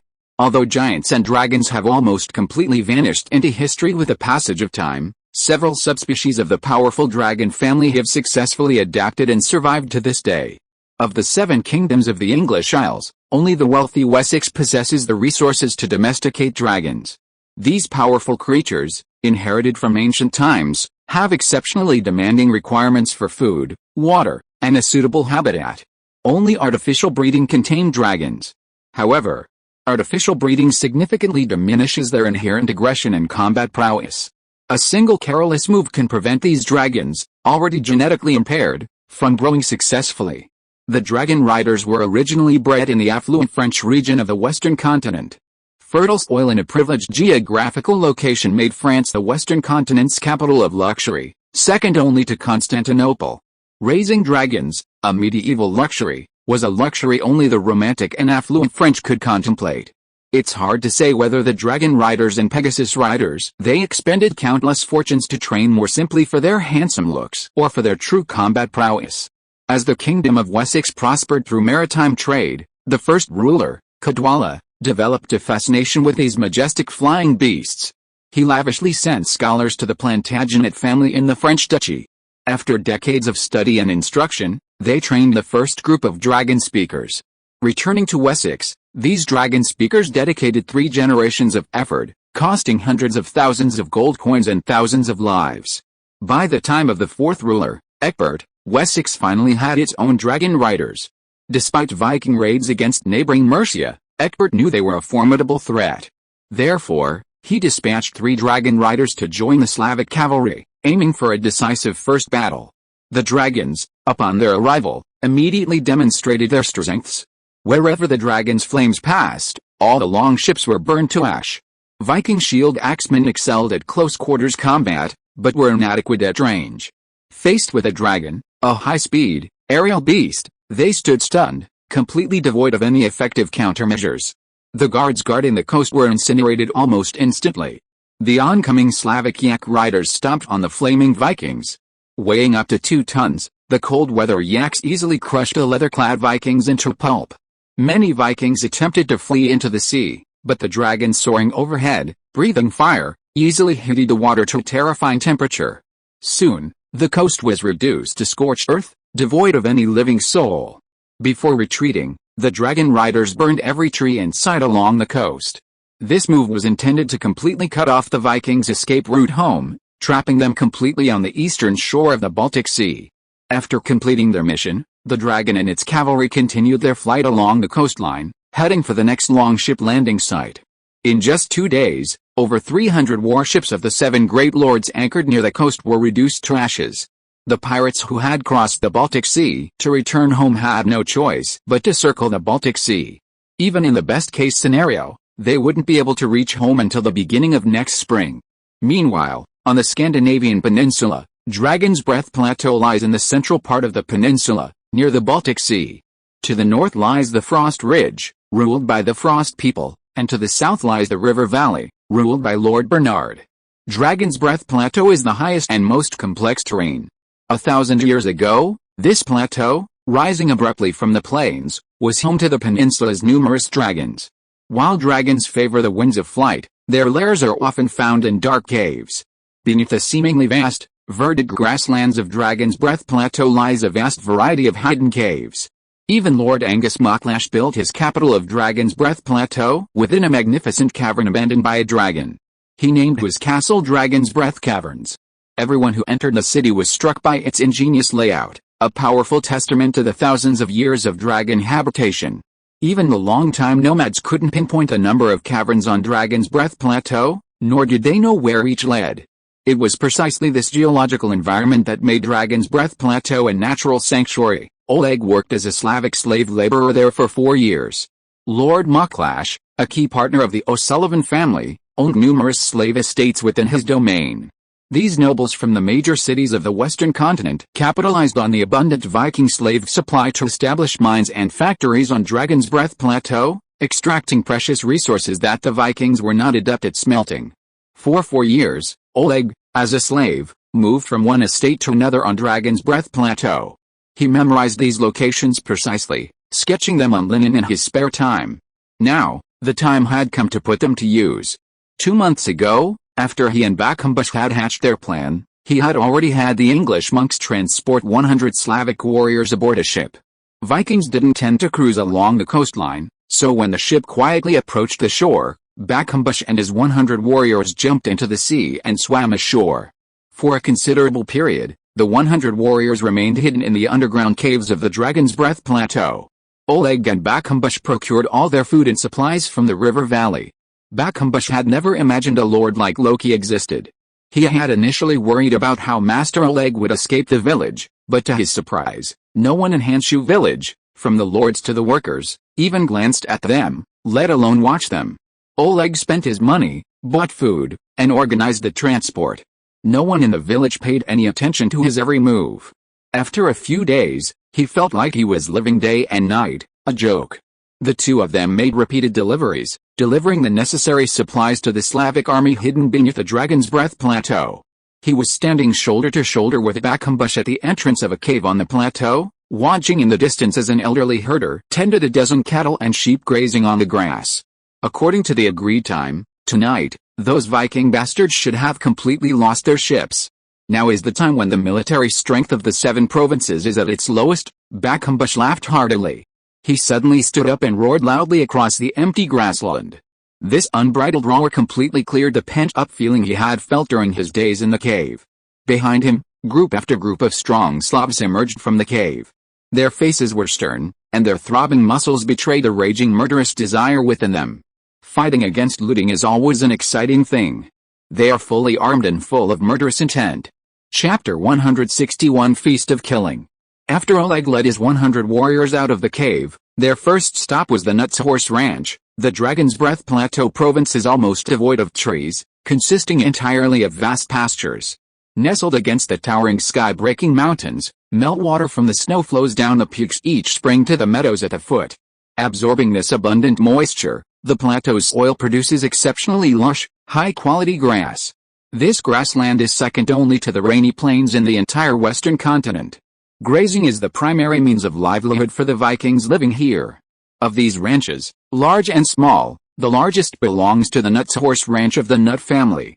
Its owner, Deep Nut, was a childhood friend of Angus Mocklash, Lord of the Dragon's Breath Plateau. After the Mocklash family seized power and ascended to power, Deep's status naturally soared. He not only possessed the most fertile pastures and the scarcest stallions, but also possessed the highest quality slaves in the entire province. After all, herders were no different from unskilled miners.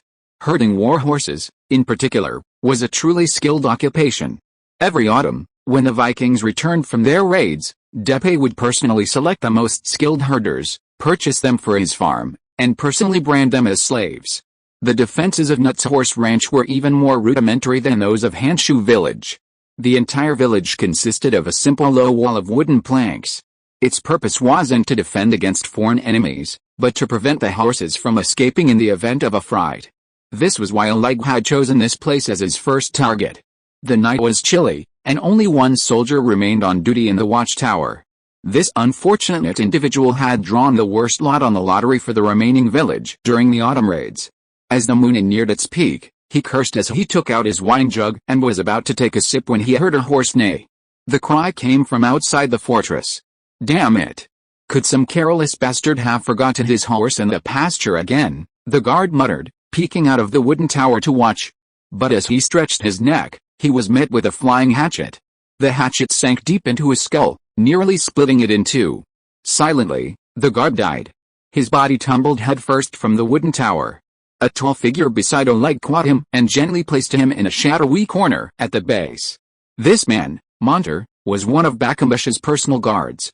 With him was another slender man, whose ventriloquism had produced the neighing of the warhorse.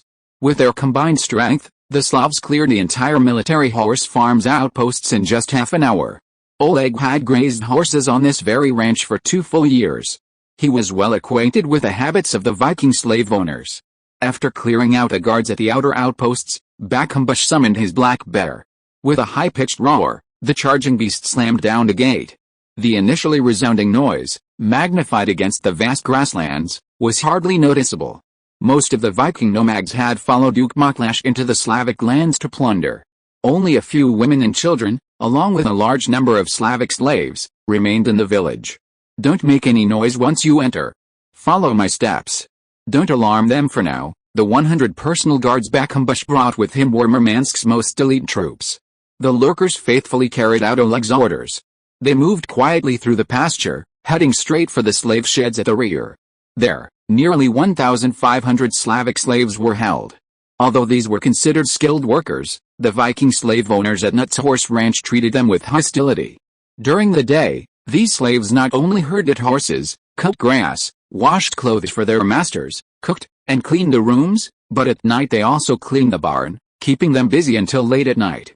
However, even with this life, their Viking slave masters didn't allow them to be comfortable. Before bed, their necks and feet were shackled to the hard wooden planks. This position prevented them from turning over, getting up at night, or even turning their necks. After noon, the slaves dared not even drink water. If they felt the urge to urinate at night, they had to do it on themselves, like animals. After 2 years of this, Oleg didn't want his compatriots to endure even a second of it. He rushed into the slave barracks, found the key, and immediately released everyone. When the Slavs saw their king and the familiar black bear, their dull eyes blazed with fighting spirit. What followed was a brutal massacre. After freeing the Slavic slaves, Bakambush's force swelled from 100 to 1,600. While the Knut horse ranch was substantial, the remaining Slavic women, children, and a handful of guards in the village totaled less than 500. Bakambush ordered his men to surround the ranch. He and the enraged Slavic slaves then drove the sleeping women, children, and elderly into the slave barracks, threw dry horse straw through the doors and windows, doused it with gasoline, and set it ablaze. Before dawn, the 1,600 cavalrymen emerged from the scorched earth, heading straight for their next destination, the Mervis mine. Mervis Fair appeared to be a tall, chubby, Byzantine man with a kind face. Those who knew Mervis admired this humorous young man. Mervis's family, the Fair family, was one of Constantinople's most prestigious merchant families. Mervis was a classmate of Marinton O'Sullivan during her time studying in Constantinople. After graduation, Marinton became an honorary Byzantine citizen. The following year, she served as Byzantine ambassador to the Vikings and was elevated to the nobility by Michael III. Before returning to the conqueror's fortress, the Viking princess personally visited her and requested that Mervis accompany her on a voyage to Scandinavia. After careful investigation, the Meisters of House Frey discovered a rich copper mine within the caves of the Dragon's Breath Plateau. Mervis was thus transformed into a resident slave owner. As a personal friend of Princess Marinton, Mervis's business received considerable favors, and he himself was generous. In his contract with Duke Moklash of the Dragon's Breath Plateau, Mouse promised to exchange 1,000 gold dinars annually for 3,000 Slavic slaves. This was a lucrative deal for the Viking lords, as Slavic slaves were like wild beasts caught in the wild, costing them nothing. Consequently, Duke Moklash and Mouse Fair enjoyed a close friendship. Mouse treated not only his lords but also the Viking herders generously. He funded the construction of numerous resting stations for horses and carriages, charging the herders a very low fee for food and lodging. Within 3 years, the reputation of Mouse, the good man, spread throughout the Dragon's Breath Plateau. However, Mouse's humor and kindness were only for the Vikings. Ask any Slavic slave where life was most difficult, and you'll hear no other answer except the mines of Mouse. Nearly 10,000 Slavic slaves lived in the Mouse mines. Their daily existence was a living hell. During the day, they had to dig ore from the bottom of the mines. Hundreds of meters underground, the tunnels were hot, humid, and poorly ventilated. Furthermore, the ore was accompanied by numerous hot springs and flammable gas channels. Accidentally creating a hot spring was a minor disaster, drowning a few people at most. But if flammable gas were excavated, and it met with the open flames illuminating the dark tunnels, it would cause a violent explosion. The Byzantine slave owners would not stop working because of an explosion. They wouldn't even actively purchase explosives from the tank people to blast the tunnels. Every gas explosion was a celebration for them. They would cheer loudly and command their slaves to carry out the ore, stained with the blood and flesh of their fellow men, carefully analyzing its composition. If they unearthed gold, silver, or even tin, they would toast in celebration. As for the slaves who died underground, well, in this province, Slavic slaves were never considered human beings. Working in the mines was only daytime work. At night, the slaves had to make coke and smelt ore. This work was no easy task either. The steel-making furnaces, heated to hundreds of degrees Celsius, were kept alive by Slavic slaves operating the blowers. Before they could even clean themselves from the slag they'd been covered in during the day, they had to endure the scorching heat of the hundreds of degrees Celsius fires at night. Many slaves' skin remained dark year-round due to the radiation from the inferno. Some even died from being burned by the blast furnaces while working. When the mines opened, Mervis commanded 30,000 slaves from all over the country. However, 5 years later, only 10,000 remained. Despite Duke Maklash's annual supply of fresh slaves, tens of thousands of lives were exchanged for nearly 100,000 tons of brass, pig iron, and various other metals annually. These metals supported the construction and development of the Byzantine Empire, and Mervis even had a surplus that he could export to France, the Visigoths, and other countries in exchange for gold coins. Because of his outstanding personal abilities, Mias Fair was established by the Byzantine king as a model among foreign merchants and received royal awards every year. Chapter 162, Feast of Killing, 2. There was no doubt that Mervis had struck gold when he followed Morand into Scandinavia. His success attracted more talented minor nobles to this untamed land. By now, they had gathered nearly 100 of them, primarily located in the 3 provinces of Dragon's Breath Plateau, Frost Ridge, and Shadow Feather Plain. Their primary business was mining, digging for dragon bones, and trading whale oil. With his wealth and power, Mervis naturally became the tribune of the Byzantines in Scandinavia. This position was a significant one within the Byzantine system of separation of powers. Mervis, in his capacity as a responsible official, regularly hosted balls, dinners, and social gatherings for his subordinates, maximizing their interactions with the Vikings. This provided them with opportunities to make new friends and gain business ideas. He also actively liaised with the O'Sullivan family, seeking to secure benefits for his merchants. Mervis understood the importance of status. Holding high the banner of the Viking princess as friend, he was treated with respect by nearly all Viking lords. He received various preferential treatment when entering their territories to collect minerals and purchase slaves. His familiarity led many Byzantine royals to even ask for his assistance in purchasing Viking mercenaries. These formidable warriors, sworn to the bitter end, were known throughout the Mediterranean as Variag mercenaries and held a highly respected reputation. From the Mediterranean to the North Sea, Mervis Fair's reputation grew year by year, and he even held the possibility of becoming the next head of the Fair family. He never slacked off, working even harder each day, devoting his all to Byzantium. It was already late. All the slave owners and laborers in the mines were fast asleep. Only Mervis, clad in his citizen's robes, was still calculating the mine's profits by the dim candlelight, quill in hand. He still had nearly 10,000 slaves under his command. If another batch died next spring, he might have to buy a new batch of slaves. Before Duke Maklash set sail, he had instructed them to capture more slaves this time, regardless of age or sex. The work in the mines could be done by any slave with hands and feet. After all, most of them would die within 3 years. Balancing revenue and expenditure on the annual balance sheet was a question he pondered daily. Mervis firmly believed that Rome's strength lay in the vast numbers of people, like him, who dedicated their lives daily to the well-being of its citizens. The Byzantines still referred to themselves internally as Romans, as they were descended from Rome, and the word symbolized a glorious era for their ancestors. This year, we've unearthed 12 tons of brass and 3 tons of refined iron. Including other miscellaneous ores, the mine's revenue has increased 20% compared to last year. In the study, the clerk made precise calculations with a quill pen and handed Mervis a sheet of papyrus.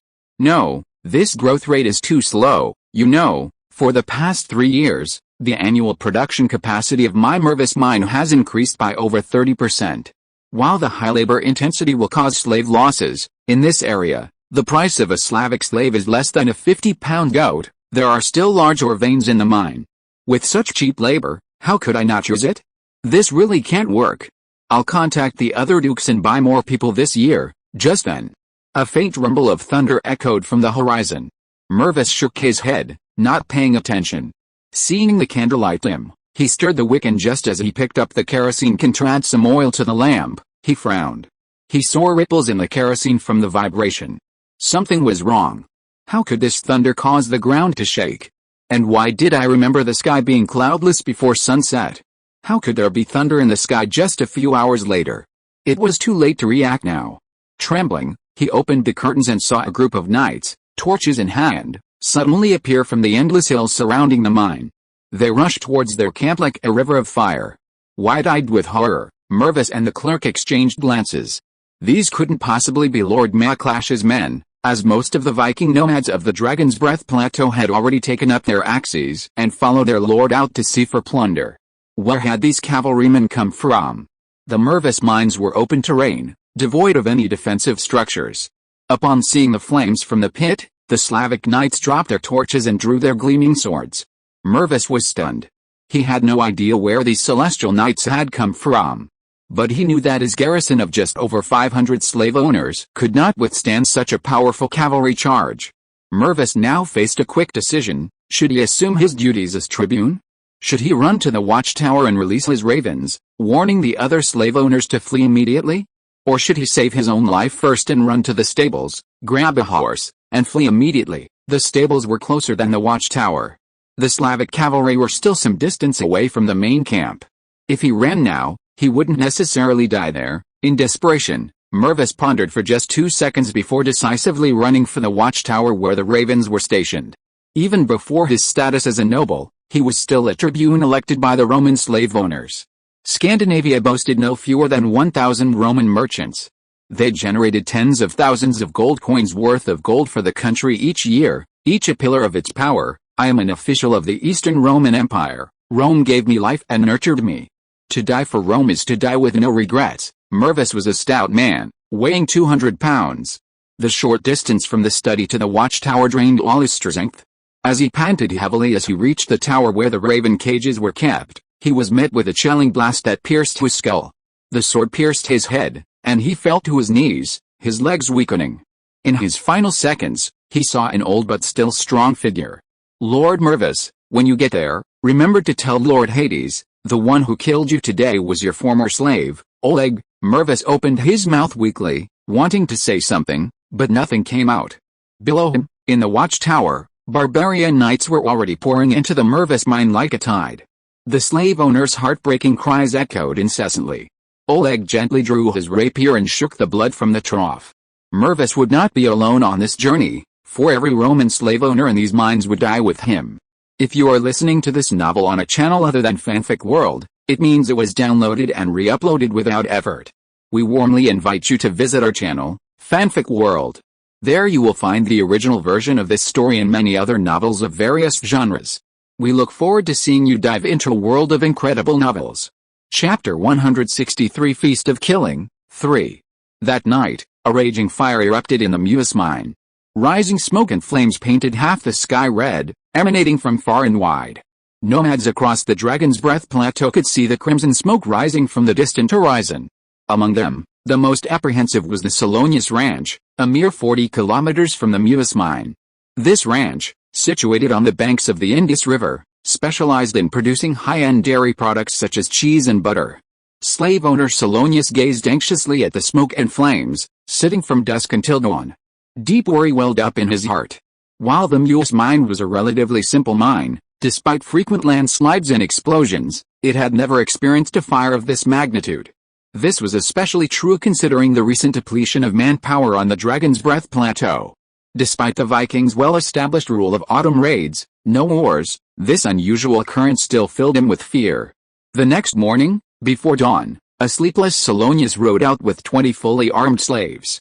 2 hours later, they returned, their faces grim. He remained silent on their return.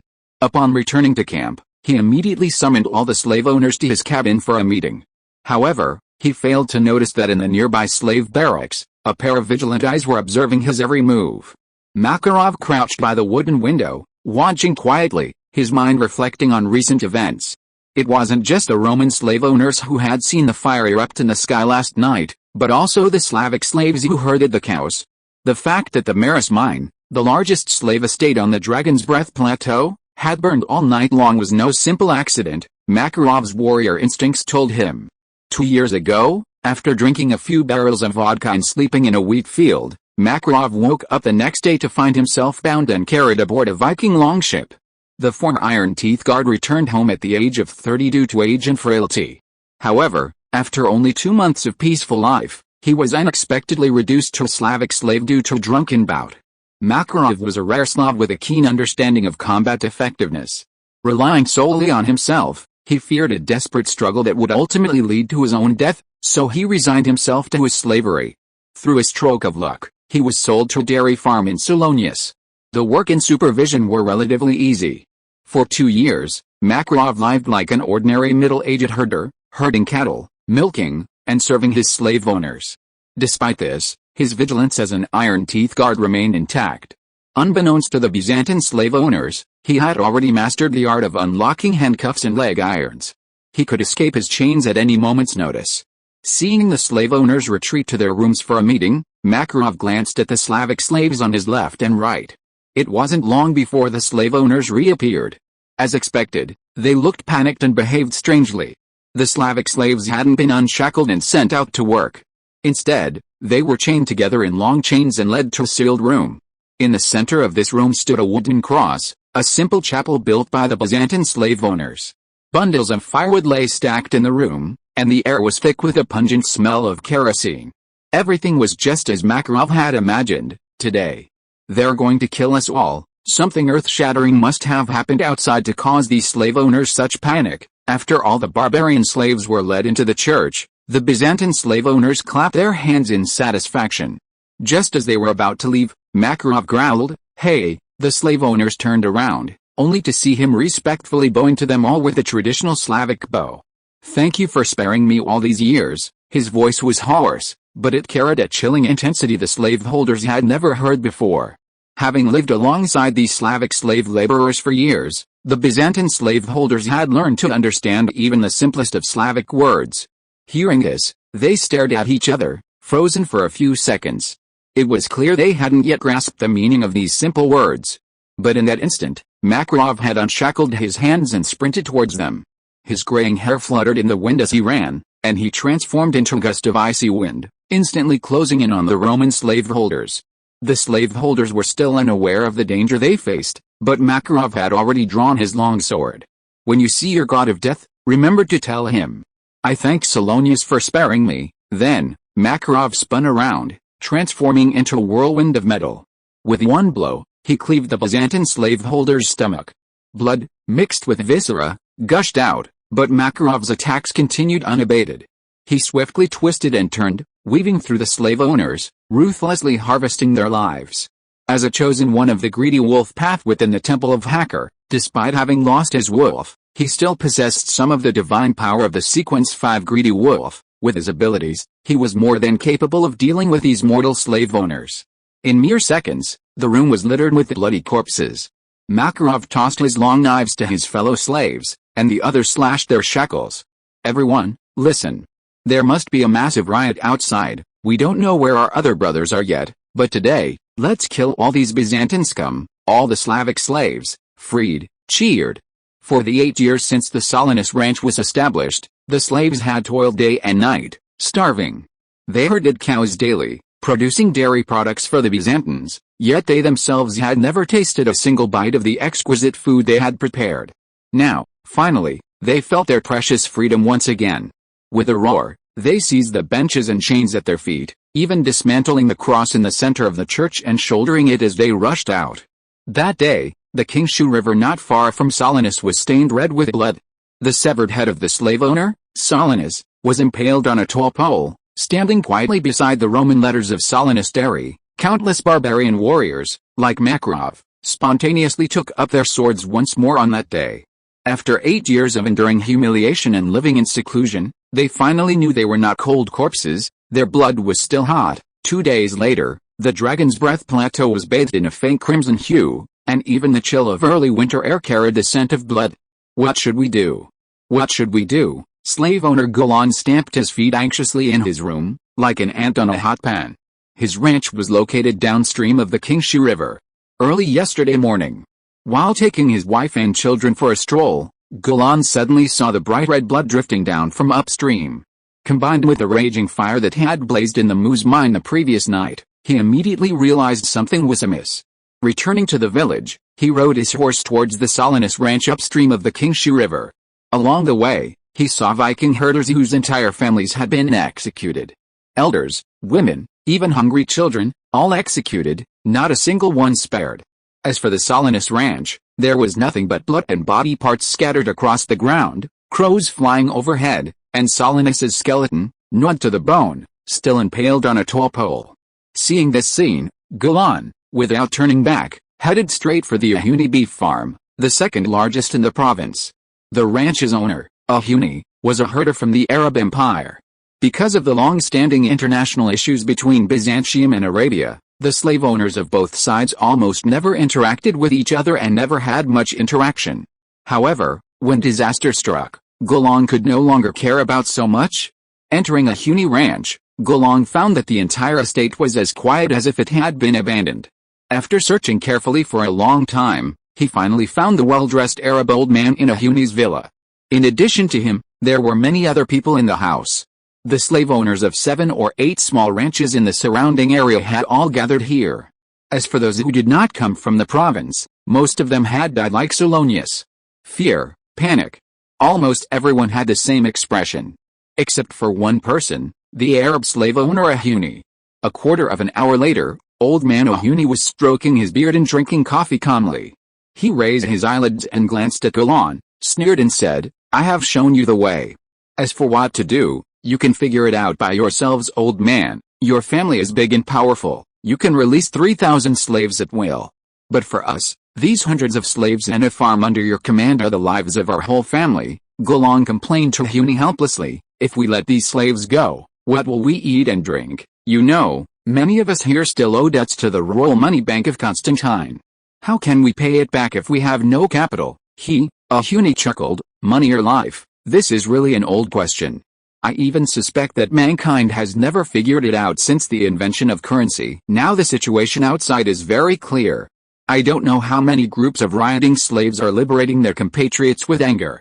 Although I think this group of slaves is not worth mentioning in front of the Viking regular army, but don't forget, Lord Mocklash has already taken 90% of the province's troops to plunder across the sea.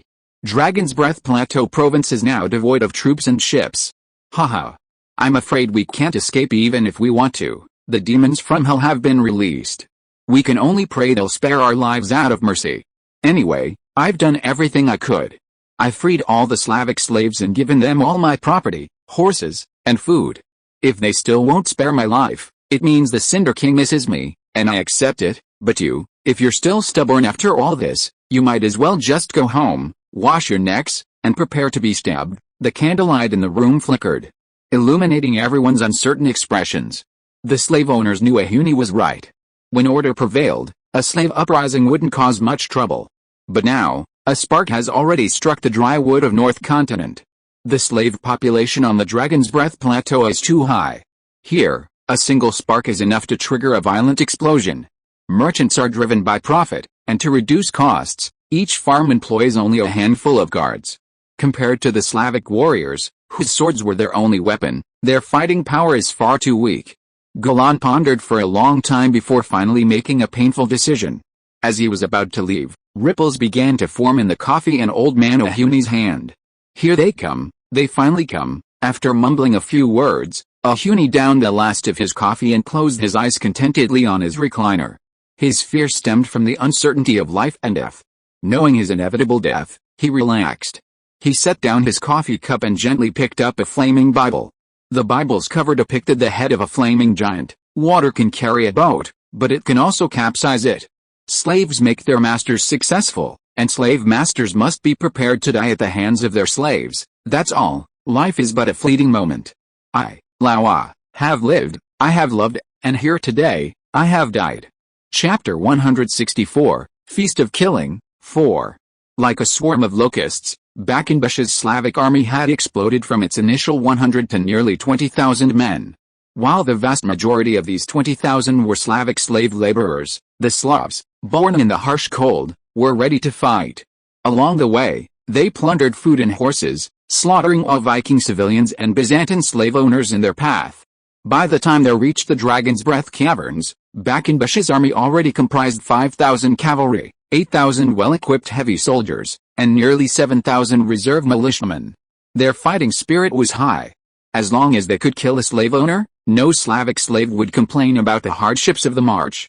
In just 4 days, Quackenbush's army had completely surrounded the Dragon's Breath Caverns, the main city of the Dragon's Breath Plateau. He and Oleg stood atop a low hill amidst the steppes, overlooking the whale-defended city. Below them, thousands of troops stood ready, poised to storm the city at the command. They could already hear the wailing of women and children in the city.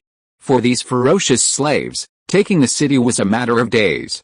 Oleg and Quackenbush, perched atop the low hill, understood this clearly. Facing the map, they weren't discussing how to take the city, but rather the next step in their assault. The conqueror's fortress is on the other side of the sky-breaking mountains. Oleg unfolded the topographic map of Scandinavia he had spent years drawing, pointed to the towering mountain range in the center, and explained the current battle situation to the Slavic king beside him. When the autumn raids took place, the only city in the 7 provinces with troops stationed there was Conqueror's Fort. The wealthy O'Sullivan family had a private army of 10,000 stationed in Conqueror's Fort, and he would send out up to 3,000 men to sea for raiding every year. This was not because he was afraid of losses, but because O'Sullivan was an extremely outstanding businessman. The fundamental purpose of him sending these 3,000 men was not to raid, but to show the monarchs and lords of the Western continent the power of the saber-toothed mercenaries. Compared to the spoils these people could obtain from sea raids, renting them out as mercenaries would allow him to obtain more gold and silver. 7,000 people. If all these people joined forces with the armies of other Viking lords, our army of 20,000 slaves would really not be enough, Quackenbush said in a deep voice as he stroked the head of the giant bear beside him. You don't have to worry about that. The Viking lords are a group of scattered sand. They hate each other and wage wars against each other as frequently as the Slavs. Almost every winter, ancient families will perish and new families will rise. The Lord's troops are not worth fearing at all. The only thing we need to be wary of is when O'Sullivan will send his troops to join the battle. Oleg stretched out his dry fingers and pointed to the towering snow-capped mountains visible to the naked eye on the horizon. Although crossing the Cheyenne Mountains is the shortest distance, it is an impassable Jedi. There is only one most convenient route to transport troops from the West Peninsula to the East Peninsula. That is to bypass the Cheyenne Mountains from the sea and take a longboat to the river valley. According to the combat agreement we reached with that British charlatan, we'll handle the ground clearing, while they'll be responsible for combating the Viking reinforcements at sea. I find this quite reliable. You and I have both witnessed the dragon riders of the Kingdom of Wessex. Those creatures are indeed formidable. On the other hand, O'Sullivan, Viking longships have a shallow draft and high speed, but they are essentially canoes designed solely for troop transport. They shatter at the slightest touch and have absolutely no naval combat capability. If those yellow-haired men were operating ramming ships inherited from Athenian design, coupled with the flaming dragons in the sky, the Vikings wouldn't stand a chance at all. After the British destroy the reinforcements at sea, the most likely landing point is here. As he spoke, Oleg pointed to a very inconspicuous black dot at the northernmost tip of the map. If you weren't paying close attention, it could easily be overlooked, mistaken for some kind of ink stain. After boarding the ship from Conqueror's Fortress and sailing around the peninsula and around the Cheyenne Mountains, the first port we encounter is Hanshu village, the same one we entered before. Quackenbush looked up at the sky. The fiery red sun had already risen over the Cheyenne Mountains. He surveyed the skylight and snapped his fingers at Monchuo, who stood ready beside him. Monchuo and Makarov, 2 iron-toothed guards, pulled out ox horns and blew the battle cry. The familiar rumble of thunder echoed again, and the armies beneath their feet surged like a tide of steel towards the long sea caverns. This war is so damn boring, the Slavic king said rather bleakly. My great king, war may be the art of violence, but violence cannot solve all problems. In many cases, conspiracy is equally important. It can help us minimize losses while maximizing bargaining chips at the negotiating table. I think this Loki lord and his father-in-law, Duke Bernard, are candidates for wooing. Our tactics on this expedition to Scandinavia went surprisingly smoothly. In my opinion, we must prepare for the fight against the English. Their dragons are too formidable. If they take flight, we'll lose many troops in the process. Quackenbush instantly understood Oleg's meaning. This master, able to endure humiliation and infiltrate Viking society for so many years as a slave, was a man of profound wisdom. As the war progressed, he discovered that the remaining Vikings seemed unusually vulnerable. Oleg, however, was already calculating his allies. After destroying the Viking reinforcements on the sea, the English will inevitably land at Coldwater Village. I believe we can enlist the help of Bernard, Duke of the River Valley, and have him eliminate those English. Oleg's eyes gleam with ambition. That way, at the end of the war, we'll be the sole ruler, free to support a puppet government. We won't have to worry about those yellow-haired beetles, smelling blood, coming to us and forcing a share of the spoils. Master Oleg, I don't understand these matters. Do as you please. We might as well send a messenger to Storm's End to convey Duke Bernard's willingness to form an alliance. As long as Duke Bernard and Loki can snipe the English navy on the coast, we can release the news. When we completely occupy the Scandinavian peninsula, he can continue to serve as the Duke of the River Valley. Not only the River Valley, but also the Dragon's Breath Plateau and even the Frostling. All the land east of the sky-breaking mountains can even become his. I once said that the ultimate goal of this battle is to create a Slavic buffer barrier on the Viking land, split the 7 Viking provinces, and let them fall into civil war and self-consumption. In this way, the Slavic land can be safe forever. Chapter 165 Thunder from the Sky. 12 days later, in Coldwater Hold, late at night, just as Loki had tucked his daughter into bed and drifted off to sleep, there was a series of sharp knocks on the bedroom door. Oh my god, who is this? There aren't many people in the village who could enter Coldwater Hold and knock on the door in the middle of the night. Could it be? Bleary-eyed, Loki opened the door and saw Jerome's pale face. My lord, I see signs of the end of the world. Fuck you. I even killed the old ones. Who else could destroy my world? My respected bishop, have you been feeling too much work pressure lately? I'll talk to Katya tomorrow. Having children isn't something you can force. I see signs of the end of the world. A raging giant bear will rise from the eastern sea. It will crawl onto Viking lands and violently wipe us all out. Gently rubbing his sleepy eyes, Loki patted Jerome's shoulder wordlessly. As expected, the Chosen One is no saint. Even after reaching the level of Sequence 3 Angel of Judgment, a level infinitely close to demigod, the universal issue of having children is already driving him mad. Brother, I understand your difficulties. If it were me, I would drink 8 bowls of that disgusting vitality-replenishing magic medicine every day. I would also be furious and hysterical every day. Don't worry, I will talk to Katya about it tomorrow. As the saying goes, there are only cows that die of exhaustion, but no land that is damaged by plowing. Loki's eyes were about to close due to severe sleepiness.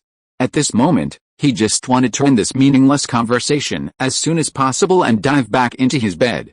My intuition has always been very accurate. I have seen many details. The Dragon's Breath Plateau has been submerged in a sea of blood, and the rushing blood is flowing into the river valley. It will soon sweep across the Coldwater village. This is a disaster that no Viking can escape. This is a difficult test set for us by the Holy Lord Christ. Shaking his head slightly, Loki sighed and silently accepted the fact that this conversation would not end in the short term. My brother, you are, after all, a chosen one of the path of justice. You're quite capable of wielding a broadsword. But when it comes to divination, you're not your mentor, Yusubi. How can you? Jerome vaguely remembered the same words, the same tone, as how Abbot Francis of the Woodland Abbey of Justice had treated his prophecy. As a result, he was nearly stripped of his underwear by Loki. Jerome didn't know what Abbot Francis's ultimate fate was. But the children of Coldwater Village had attended the church school for several months. He was godfather to 12 of them, and he had guided many Viking monks down this path. He had fought alongside all the survivors of the village, buried their dead, and raised their children. In every way, he had accepted his position as Archbishop of Coldwater Village. A year ago, when Abbot Francis had refused to let him in, he had silently obeyed. And now, as Loki was about to close the door to see him off, he forcefully held it shut. Their loud conversation in the middle of the night woke Sophie in the next room. As she walked into the hallway, clutching a silk doll and dressed in a linen dress, a sudden commotion erupted from the gates of Hanshu village. Opening the windows, Loki saw Blood Pigeon Town's siren, Glyn, waiting with a dozen cavalrymen for the city gates to open. His sleepiness vanished instantly.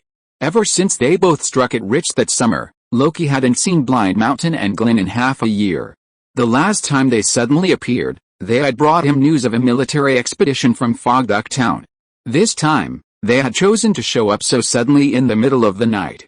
Clearly, something earth-shattering was happening outside. After carrying the drowsy Sophie from the floor back to their room and tucking her into bed, Loki and Jerome changed their clothes and entered the government hall. Glyn, clad in a full suit of silver armor and looking dashing, was already standing in the center of the room. In the dim candlelight, the warriors of Blood Pigeon Town surrounded a young soldier covered in blood. He wore a worn sheepskin coat, the common attire of Viking nomads, and his azure eyes were filled with fear. This expression was unusual for a Viking warrior. "Brother Loki, this is a spy from my Blood Pigeon Town intelligence network planted in the Dragon's Breath caverns. He brings the latest news, and I think you'll be very interested in learning about it." Before he could finish, Green grabbed the soldier by the collar like a chicken and tossed him in front of Loki. "My lord, this is bad.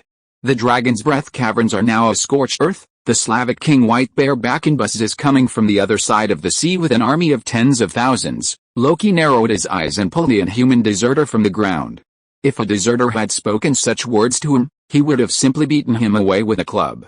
It was well known that the Slavs were neither shipbuilding nor sailing experts. Everyone in their tribe was prone to seasickness, and forcing themselves onto a ship would typically result in vomiting for 10 days to half a month. For centuries, the narrow Baltic Sea had been a formidable barrier for them. Despite outnumbering the Vikings by tens of times, the Vikings had never suffered a single Slavic invasion. But the words of the man before him, combined with the prophecy Jerome had just mentioned, were a bit frightening. Jerome had accurately foretold a giant bear emerging from the sea, slaughtering the Dragon's Breath plateau. This coincided with the deserter's words. "How long has it been since the fall of the city, until you escaped to Blood Dove Town?" And now, the deserter counted carefully on his fingers. 1, 2, 3 days, sir. About 10 to 12 days.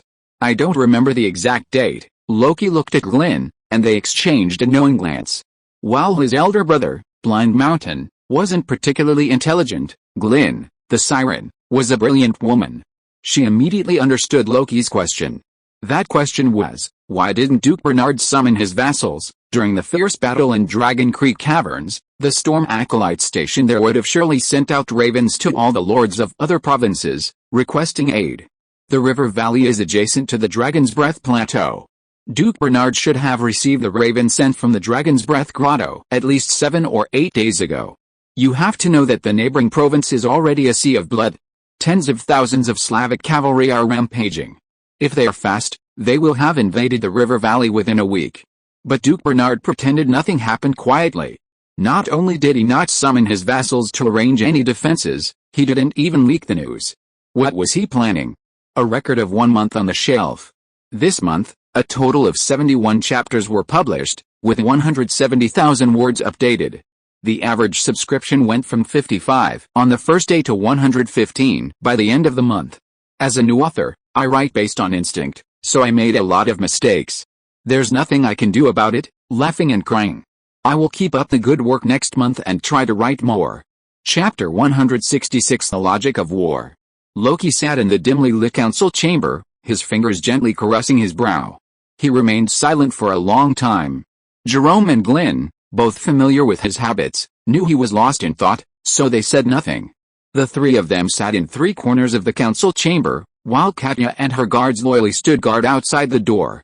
Coldwater Village fell silent again in the deep night. Although old Bernard was cunning and treacherous, he was no fool. A foreign invasion is like the loss of the lips and the loss of the teeth. He must have understood such a simple truth. Knowing that the neighboring province was already in turmoil, he remained motionless. Could this old man be planning to surrender to the enemy? In Loki's view, Duke Bernard had at least 2 reasons for surrendering. First, there was no army in the valley that could rival Bakenbush. Most of the Viking warriors in Storm's End had already followed Gustav to the Slavic plunder. At this time, the remaining troops in the valley numbered less than 2,000. This force is no match for the 20,000 Slavic slaves commanded by Bakenbush. Even if he summoned his vassals and mobilized his entire force to defend Storm's End, as long as Bakenbush waged a relentless war day and night, Storm's End could only hold out for 10 days at most. A 2,000-man defense meant virtually no rotation. And 10 days was the limit for an average man to fight without sleep. When they were so weakened they couldn't even lift their weapons, Storm's End's walls, no matter how strong, would inevitably be breached. Second, a change of flags would only benefit Duke Bernard at this point. The fiefdom token of Storm's End was in my hands, like the property I lived in, but someone else held it. Living in Storm's End in this situation would make him feel uneasy every day. And waging war against me would greatly weaken the Dale's strength. Old Bernard desperately needed a new lord to restore order in the Dale. That way, he could reclaim the Leaping Horse post and completely dominate Storm's End under a new set of rules. He could even try to seize the salt works of Blood Pigeon. His motives weren't difficult to discern. But all of this hinged on a single premise: the Vikings were doomed to fail. Even this, in Loki's view, was no easy task. Meanwhile, a Viking army of 10,000 was plundering Slavic lands. Once they realized this was a relocation operation, they could simply board their longships and return to Scandinavia, and the 10,000 Slavic slaves under Quackenbush's command would melt away like bubbles in the sun. After all, a slave revolt could bully the women and children left behind, but fighting the brutal Vikings was unrealistic. Unless the Vikings couldn't return for a while, or, as Bernard knew, even if the army returned, they wouldn't be able to defeat them. At this moment, Loki stole a glance at Glynn, draped in gold and silver. Since returning to the village, he had already heard stories of the bloodbath at Blood Pigeon and the Mercian massacre. A new wave of worry welled up in his heart. Could it be that the merchants on the English Isles had joined forces with the Slavs? The prosperous scenes of Lindy Abbey in Yorkshire were still vividly etched in his mind. Of the 7 kingdoms of England, even Northumbria, with its relatively modest national strength, could build such prosperous churches and towns. Undoubtedly, the 7 kingdoms of the archipelago, relying on maritime trade, possessed formidable economic power. If they had temporarily united due to pirate invasion, Loki couldn't help but think of the lighthouse nation of his previous life. During World War II, Japan might have been able to take a significant bite out of the beacon of democracy when it was caught off guard. But once this extremely powerful beast awakened and shifted its economic focus from developing people's livelihoods to waging war, Japan would have been powerless to withstand the beacon of democracy's might. Regardless of Odin or the Chosen One, the essence of war is always about gold, simply discussing gold and the ability to produce it. The 7 kingdoms of England were more than enough to crush the Vikings. If GDP existed in this era, the GDP of these 7 nations would be at least 10 times greater than that of the 7 Viking provinces. These 7 nations had spent decades in the cradle of free trade. Until Loki crossed west and struck gold, Blood of Town, gambling on national fortune, launched another wave of plunder. This cradle was finally shattered. The 7 nations of England, awakening, sought to counter the Vikings. Contacting their mortal enemies to the east, the Slavs, seemed the perfect solution. One side would provide the money, the other the manpower. Once the two sides united, they unleashed a tremendous force. 1 + 1 = 11. In the darkness, Loki twirled his fingers, slowly unraveling the underlying logic of this conspiracy. He finally realized that he had inadvertently pushed a seemingly insignificant domino, setting off a chain reaction of consequences. Ever since completing his journey, he had considered himself a wise man, dismissing the illiterate Viking lords around him as fools. In reality, they weren't fools. They had long adhered to the most primitive and simplest robber logic: robbers only rob the poor. Because the poor won't resist.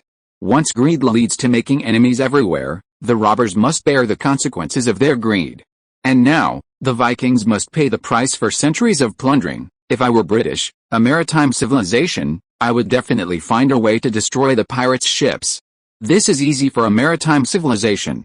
The pirates guarding the ships are on shore, while the longships are anchored at sea. Throwing fuel and torches from the sea can easily burn the wooden longships.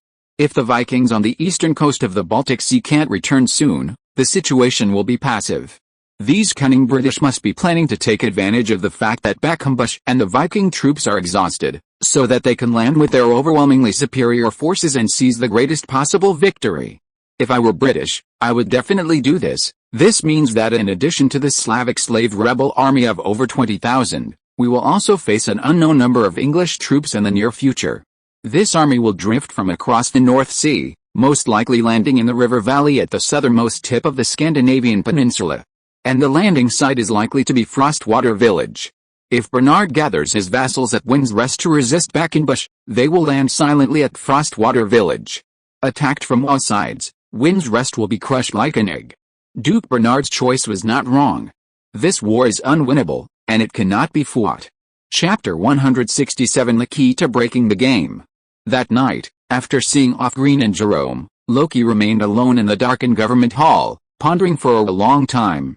From dusk till dawn, and then to the peak of the sun, he came to a crucial conclusion: The key to a breakthrough lay within himself. However, there was a crucial step in the plan, one that required the services of one of his most trusted confidants. Tragically, as a Viking lord, Loki lacked a single reliable Viking at his disposal. Jerome's divine power had risen to sequence 3, Angel of Judgment, within the path of justice. He was his most powerful chosen one. But at his core, he was an English monk.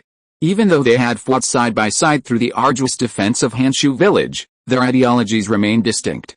To put it bluntly, he and Jerome ultimately prioritized interests over friendship. He needed Jerome to enter Hanshu village to promote religious diversity and establish religious schools to teach children how to read. Jerome, in turn, needed him to fulfill the lifelong destiny of a holy bishop, to preach.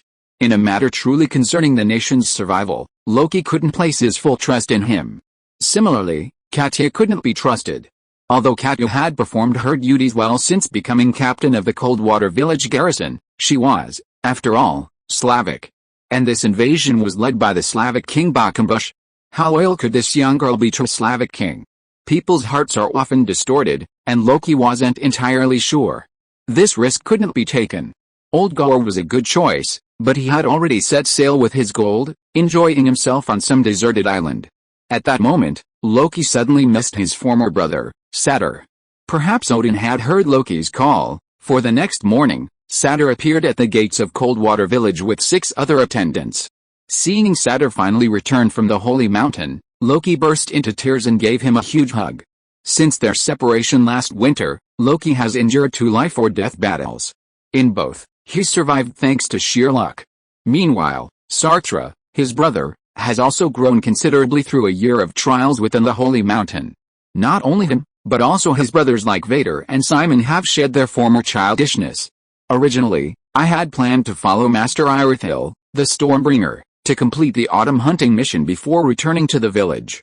However, we waited at the designated gathering point for nearly a week, and Master still showed up. Well, perhaps Master had something else to attend to, so we returned. We all chose the Berserker sequence. After all, the investment is low, the rewards are high, and the risk is relatively low. Haha, I've reached sequence 6, Skullcrusher, and the rest of the brothers are sequence 7, Frostbringer, so I haven't embarrassed you. However, the other 3 brothers who wanted to challenge the Sea Giant's potion couldn't withstand the violent impact of the ingredients and eventually exploded and died. Loki looked at his old friend, feeling a mixture of emotions. These were the first group of brothers who had followed him to sea. He was a rather arrogant fool back then, but even so, these childhood friends had resolutely followed in his footsteps. Now, seeing that at least most of them are still alive, that's good enough. I'm so sorry, our village was forced to be involved in a great war after you left. I failed to protect your parents.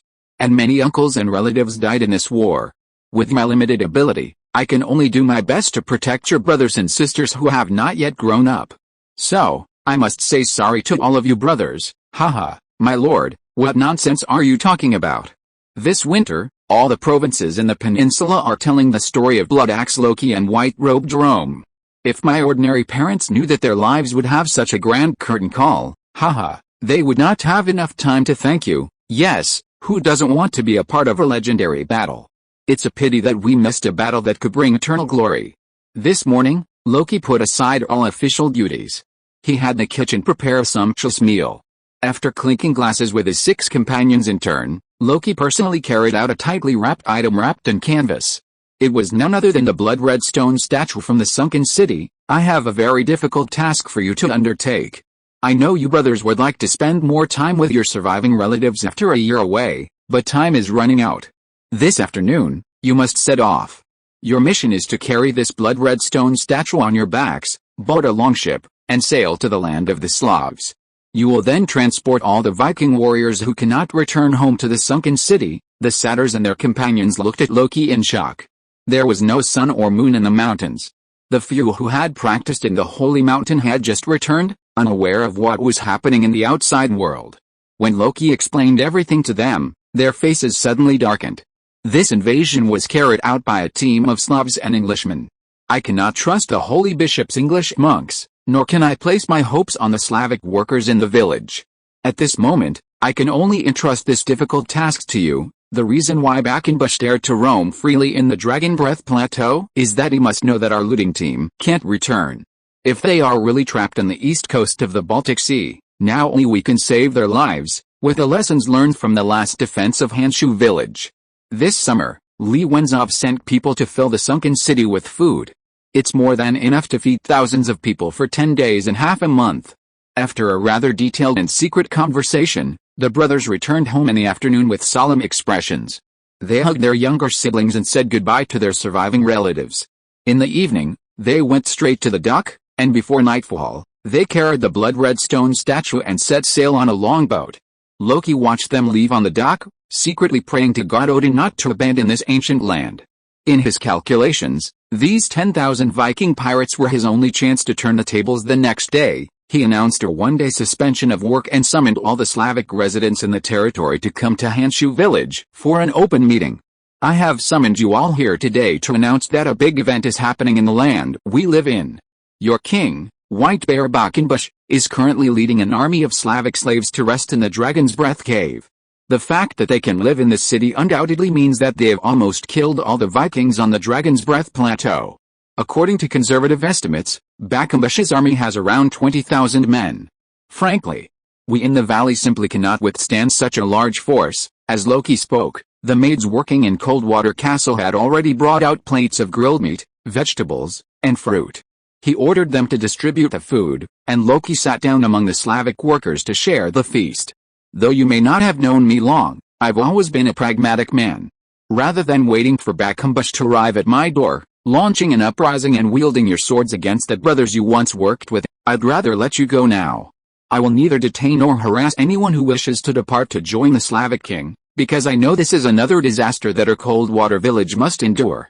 Just like the defense of Coldwater village in winter, I'm not entirely sure I can lead you through it, for I know this time the enemy is even more brutal and terrifying. Their goal is to kill everyone we face. After saying this, there was a sudden murmur from the audience.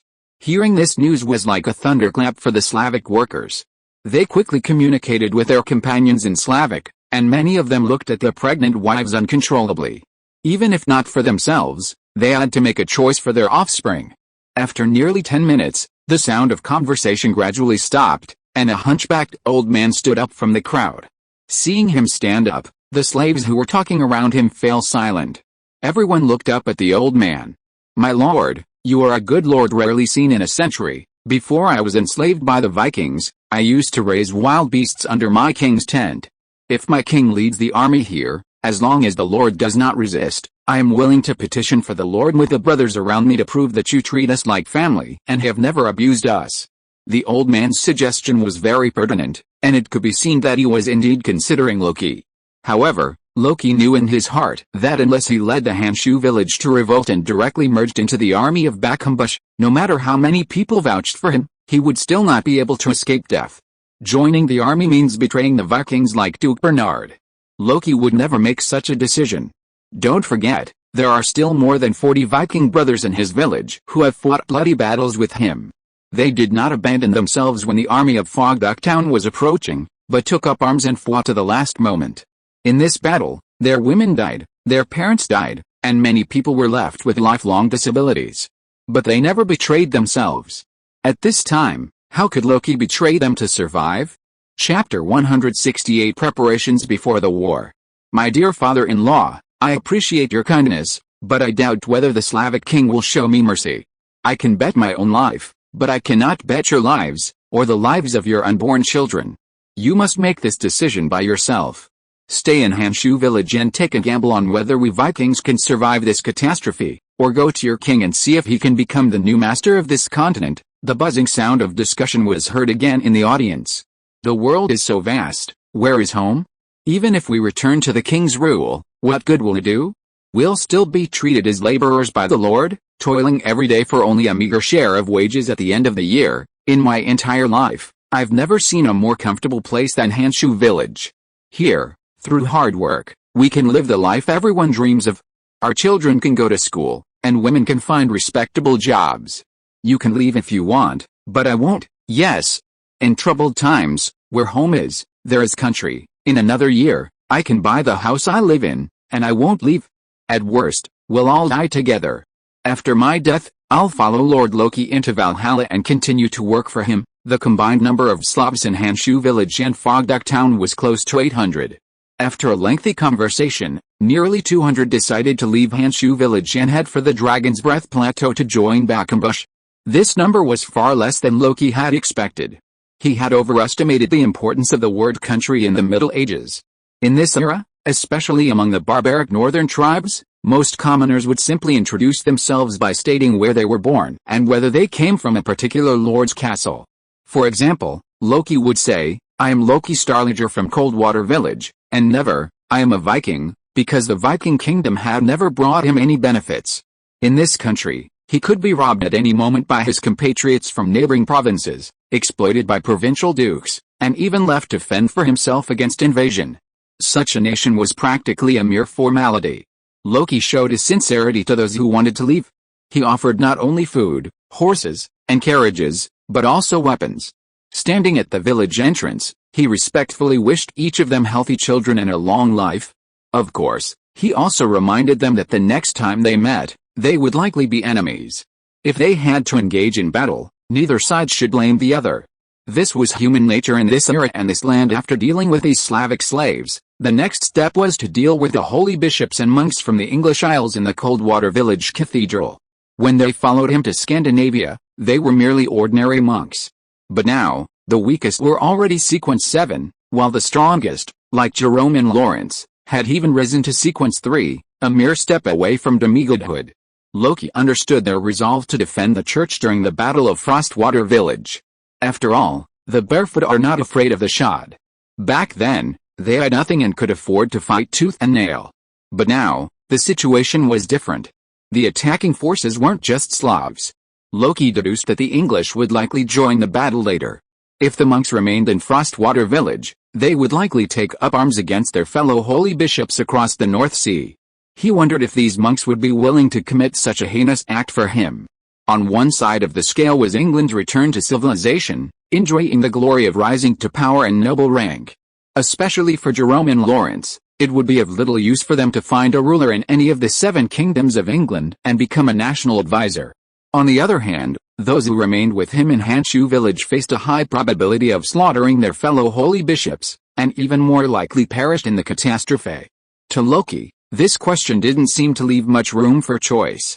While these holy bishops were a valuable fighting force, Hanshu village's freedom of faith was undeniably a double-edged sword. In favorable times, multi-faith reliance allowed him to quickly recruit a group of chosen ones. However, when disaster struck, if these holy bishops defected, would the Vikings in the village, who favored the holy bishop's faith, follow suit?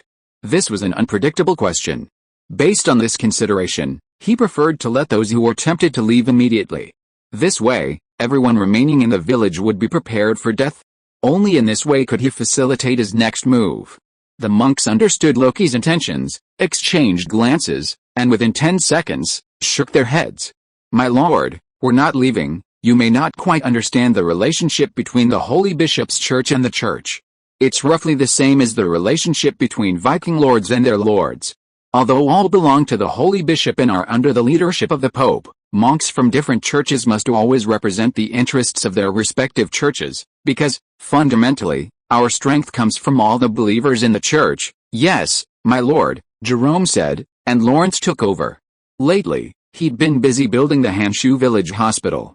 Seeing the building's outline gradually improve under Sangji's intensive work, his work was beginning to become easier. Before arriving in Hanshu village, we were mere ordinary drops of water among the vast sea of monks.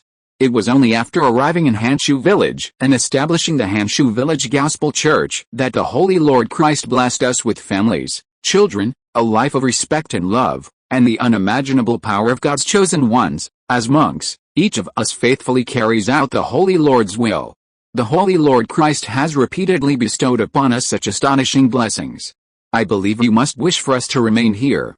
This route is what the Holy Lord desires, and it must also be what we desire. If any brothers from other churches attempt to offend, I have no problem taking up arms and continuing to defend the church." With a slight nod, Loki handed the remaining holy bishops the silver broadsword old Gore had found in the frozen ship. "Since you've made your decision, from today on, we are friends for life and death. To help us safely survive this disaster, I've devised a plan." Amidst the slightly shocked expressions of the 6 holy bishops, Loki slowly outlined his battle plan. Chapter 169. Duchess Lady Coldstone. Astride her iconic tundra rhino, Lady Coldstone stood quietly at the gates of Frostrain Keep. Behind her stood the city's last 200 yak riders. As a Viking countess of the Frostborn, Lady stood nearly 2 meters tall. Like all Frostborn women, her skin was as luminous as snow, her nose was high, and her eyes, deep blue, made her a rare Viking beauty. However, those who knew her knew that Lady Coldstone's rise to the Duchesship of Frostridge wasn't solely based on her beauty. She was the true savior who led the Frostborn from poverty to prosperity. Due to its extreme altitude, Frostridge boasts the coldest climate in Scandinavia. Even in midsummer, snow often falls in Frostridge, making it the most impoverished of the 7 Viking provinces. Before Lady Coldstone ascended to the throne, the Frostborn lived much like Viking hunters in other provinces. Men herded yaks, while women toiled day and night on the barren land, earning only a meager ration in the autumn. The barrenness of the land kept the Viking frostmen in a perpetual state of decline, and more of them chose to migrate from Frost Ridge, seeking a life in the more fertile Dragon's Breath Plateau to the south. Amidst this ongoing population decline, Countess Lady emerged. Born not in Scandinavia but in the faraway Apennines, her biological father served as a saber-toothed mercenary under the Byzantine Emperor Michael II. Born and raised in the Mediterranean, a land steeped in trade, Lady's perspective was distinct from that of other Vikings. There, she grasped a crucial principle: trade outweighs hard work. As an adult, Lady's father died in battle. Like all Varangian children, she decided to bring his ashes back to Frost Ridge for burial. It was only after she returned to her homeland that she discovered her father was of royal blood. In this barren land, royal families preferred to serve as mercenaries rather than remain in this desolate wasteland. With no competition, Lady successfully ascended to the position of clan leader. Her first reform was to completely abandon the hundreds of acres of barren salt marshland within her territory. She sold everything she had to buy a whaling ship and ordered the entire clan to go whaling. While Frost Ridge was destitute, the Norwegian Sea, not far from the frozen coast, was home to seals, walruses, and whales. In the past, the Viking frostmen only ventured out to capture these unpalatable, ugly creatures when desperate.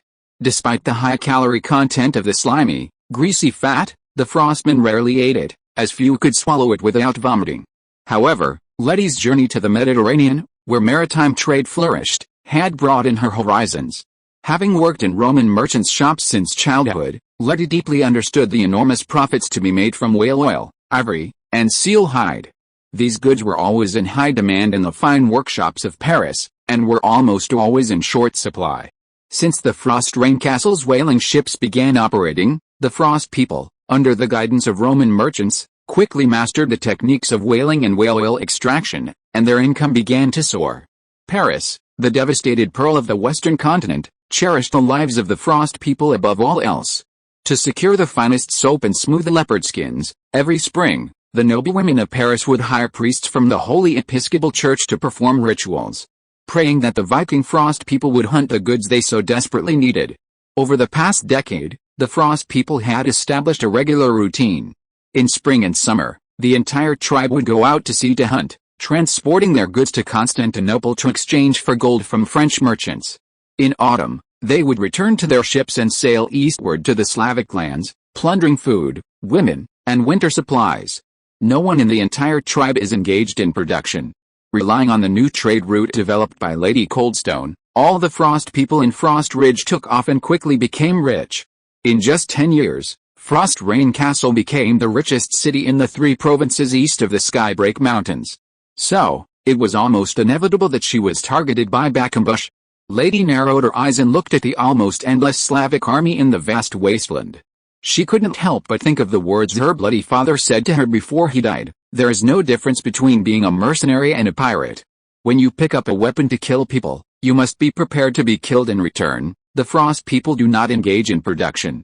Every year they cross the sea to the east as Slavs to rob their land of food, and today, it is time for them to repay their debt. Lord Bakenbush, I've heard you're the foremost warrior of the Slavs. Frankly, the meager forces of Frostrain Castle are no match for your army. However, if you grant my warriors a chance at a duel, Your fame will live on throughout my land." Letty stood between the two armies. This was the first time she had faced such a massive force since becoming lord. 15,000 men filled the snowy plain before Frostrain Castle's gates, like a lush forest suddenly sprouting from the plain.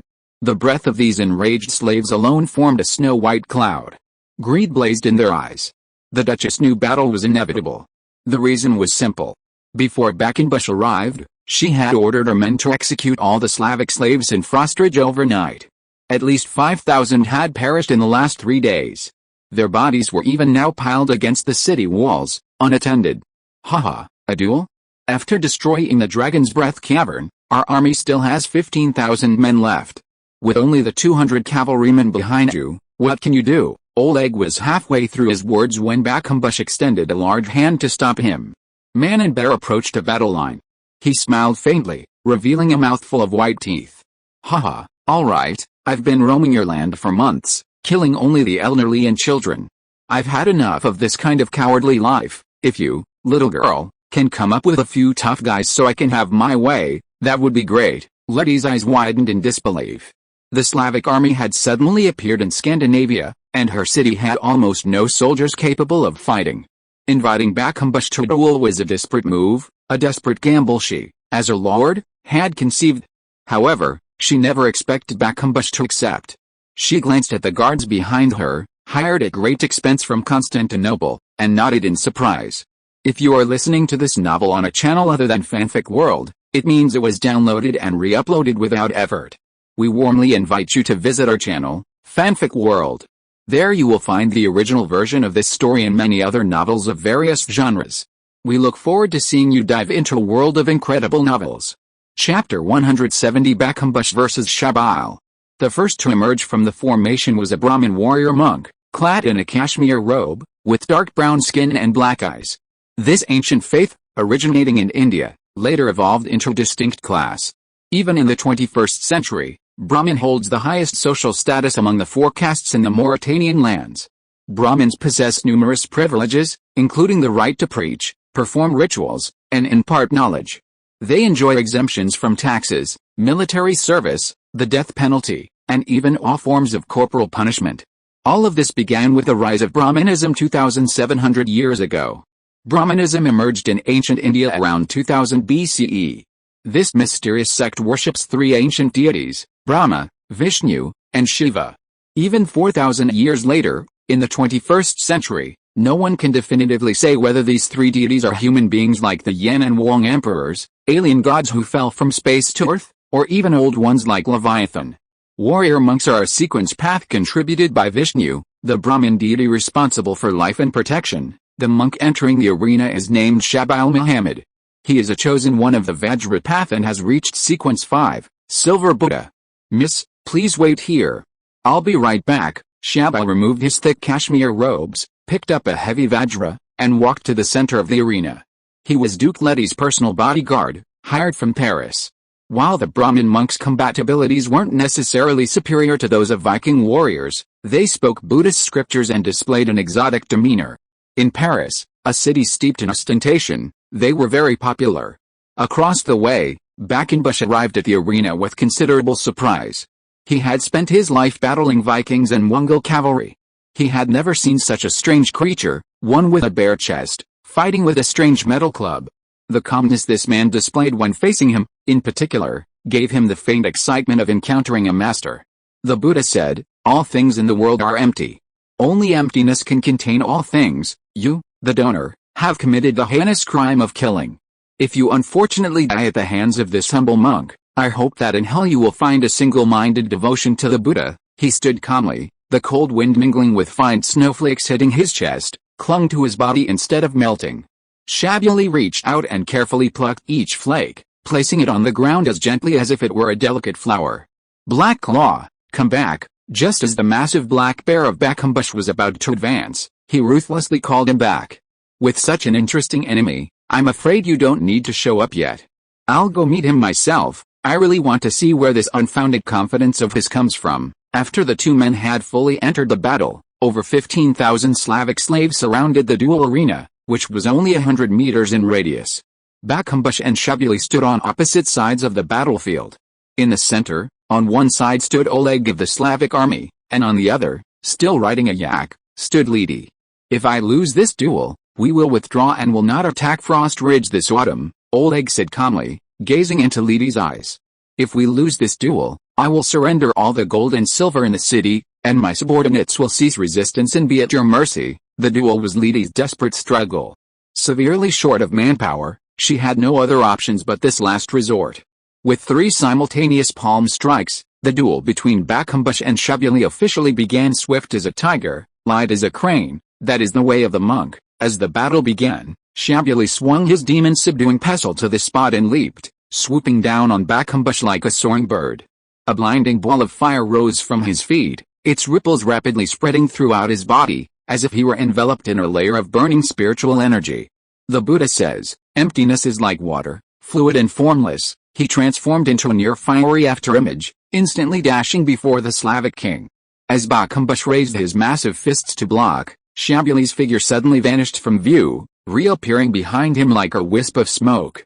Gently lifting his knees, the powerful monk used ghostly speed to slam into Bakumbush's lower back. The immense impact caused the Slavic warrior to stumble forward. Shabuli's attack was clearly not over.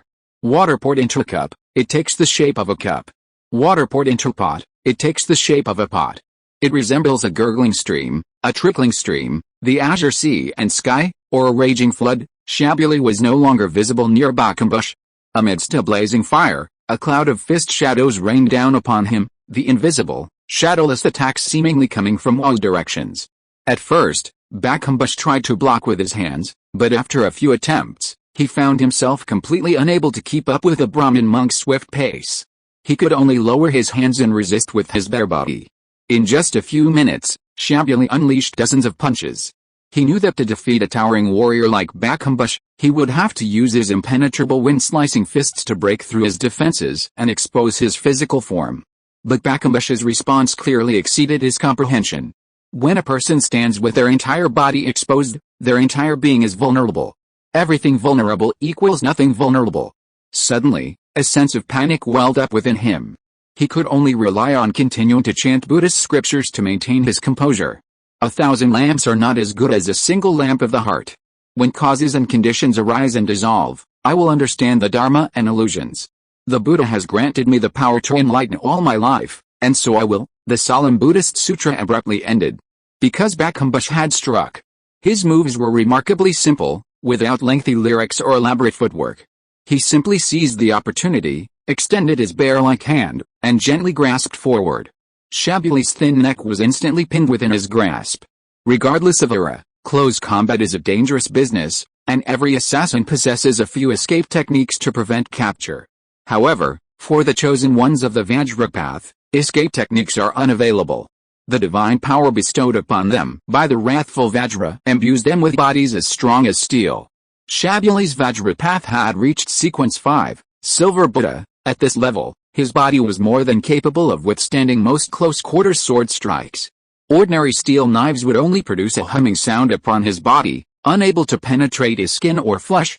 With his neck now grasped by Bakumbush's hand, he immediately channeled all his psychic energy to cover his skin, clenching his fists and striking hard at Shabuli's elbows.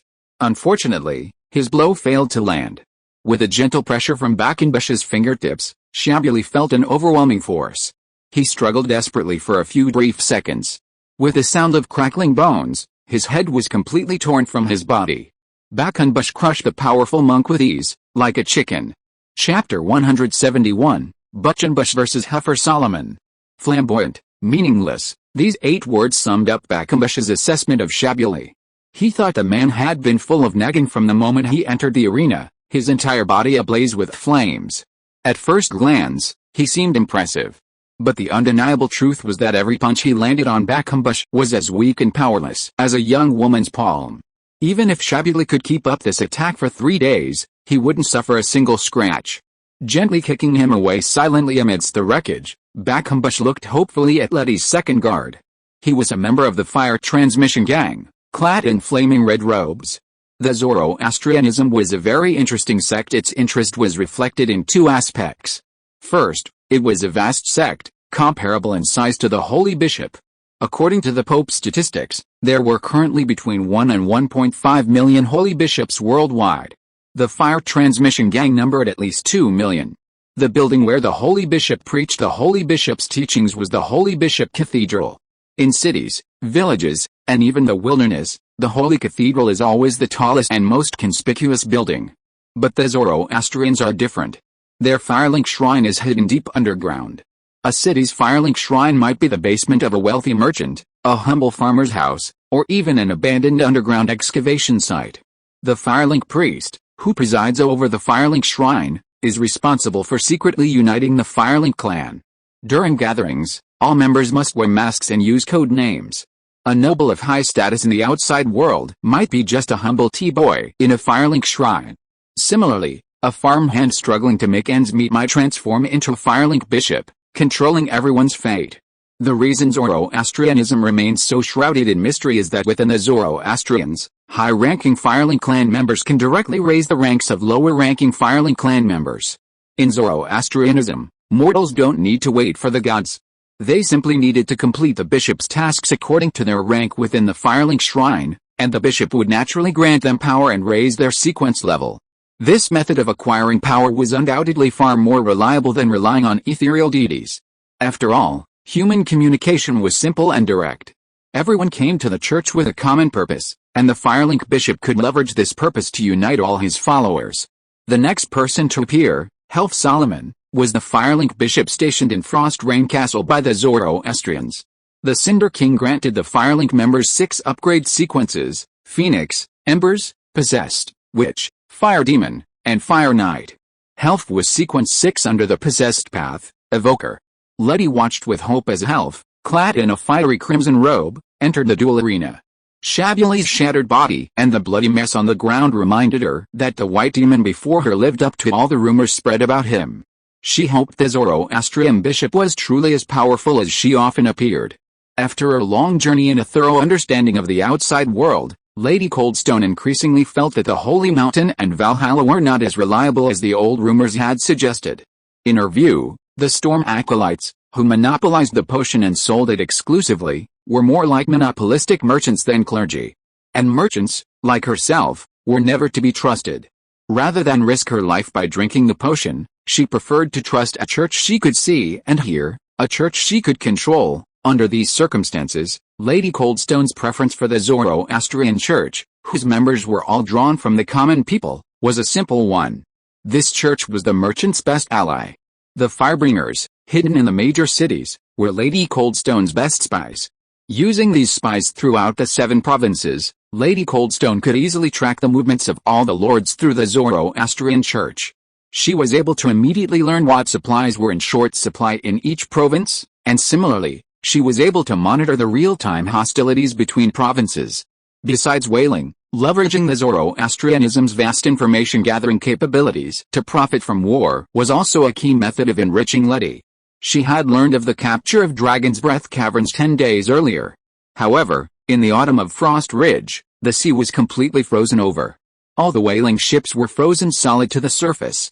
With no way to escape by boat, Letty was left with no choice but to fight a desperate battle. Shabal's unexpected death left her with only her lieutenant, Heifer Solomon, the fire priest of the Frost Ridge Fire Shrine. The chosen ones of the Enchanted Path were all powerful mages. She had witnessed them wielding their pyrotechnic powers in battle. On the battlefield, they could easily outmaneuver 100, incinerating everything. But the ensuing battle completely shattered Letty's faith in the power of Zoroastrianism.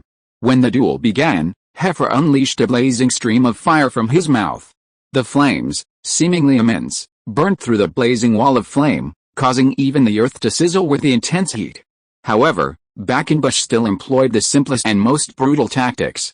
He charged head-on, charging straight into the center of the blazing flames. The thick black smoke rising from the wall of fire completely obscured Heifer's vision. She couldn't see where Quackenbush fell, but by the time she realized something was amiss, the towering Slavic warrior had already reached her. Quackenbush ducked and charged. Unleashed with immense force, he transformed into a cannonball, slamming into Heifer's soft abdomen. There was a distinct crack of bone, and a stream of crimson blood spurted from the corner of her mouth. Before she even hit the ground, Heifer was already near death in midair. By the time Quackenbush tackled her to the ground, She was already dead. What the hell? How come each one is weaker than the last? The last one at least let me hit her once. This black woman couldn't even withstand half a blow. So you're challenging me to a duel? Are you trying to trick me into playing a trick on you? Bakambush was truly enraged. My father taught me that as a man, you must take a beating every once in a while, otherwise the next fight could very well be your death. Little sister, you have no idea how much I expected from this fight, and what happened? That's it, I haven't been beaten in 3 months. I've never felt so good in my entire fucking life. If the next one you send is still this bad, haha, don't ever say I didn't show you the fury of a violent bear. Chapter 172 Nebula's Advice. Letty didn't send a third man because she truly had no one left. Everyone knew that even if they entered the battle, they had no chance of victory. Autumn was the time for raiding, and like all other Viking towns, the vast majority of the Vikings in Frostrain Castle had set sail, plundering the Slavic lands across the Baltic Sea. Only a few of her personal guards and a large group of the elderly, women, and children remained in her city.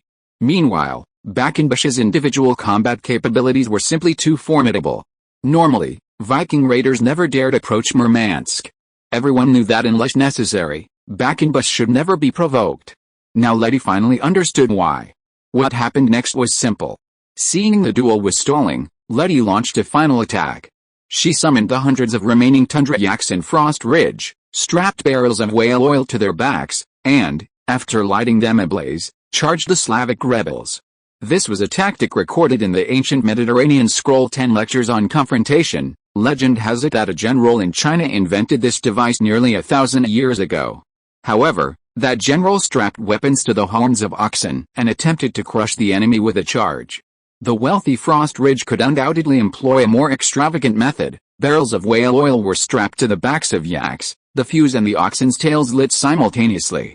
As the charging yaks charged into the ranks of the Slavic serfs, barrel after barrel of whale oil exploded, inflicting heavy casualties on Bakambush's 15,000 Slavic rebels. However, this was the Duchess's last resort. One day later, that's basically the situation, Makarov reported to the returning Slavic king. After capturing Frostrain Castle, our forces remain at 13,049 men, including 4,762 cavalry. In Frostrain Castle, we recovered 62,048 gold dinars, the standard used in the Western continent, 186,402 silver coins of various colors, 1,204 bolts of tang silk, and numerous porcelain, jade, and other artifacts. These spoils filled over 20 wagons. I've already organized personnel to transport all the supplies to the Dragon's Breath Caverns base camp. Are there any Viking survivors in the city? Oleg asked, turning to wash the dried blood from his face. Makarov shook his head silently.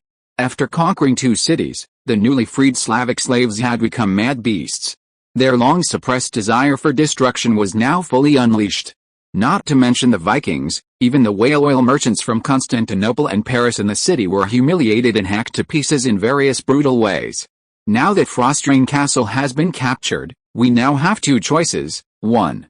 Use the remaining explosives to blow up Iceground Pass, completely blocking the passage from the neighboring province of Wolf Creek to Frost Ridge, and completely split the left and right sides of the Scandinavian peninsula in 2. That way, we can march south to capture the river valley and completely occupy the 3 eastern provinces of the peninsula. 2. We can also lead the army out of Iceground Pass and head for Wolf Creek. Below Wolf Creek is Yinayu Plain, where the Conqueror's fortress is located. Contact our English allies and attack from both sides. The Vikings will never be able to withstand such an offensive. They will be completely wiped off the map. The one who made the suggestion was Makarov, who was leading the troops to attack the city. Oleg was looking at the map, and Bakambush had no time to speak. However, at this moment, an old voice said in a low voice outside the tent door, "Not appropriate, indeed not appropriate." Several people in the tent turned around and saw an old figure. He was shrouded in black, with only a head covered in silver hair outside the black robe. You made very smooth progress in the early stages of this battle because you suddenly appeared on Viking land, and we were completely unprepared and caught off guard. It took you about 19 days to wipe out 2 provinces. During these 19 days, the 4 provinces on the other side of the Shyandran Mountains must have been in a panic.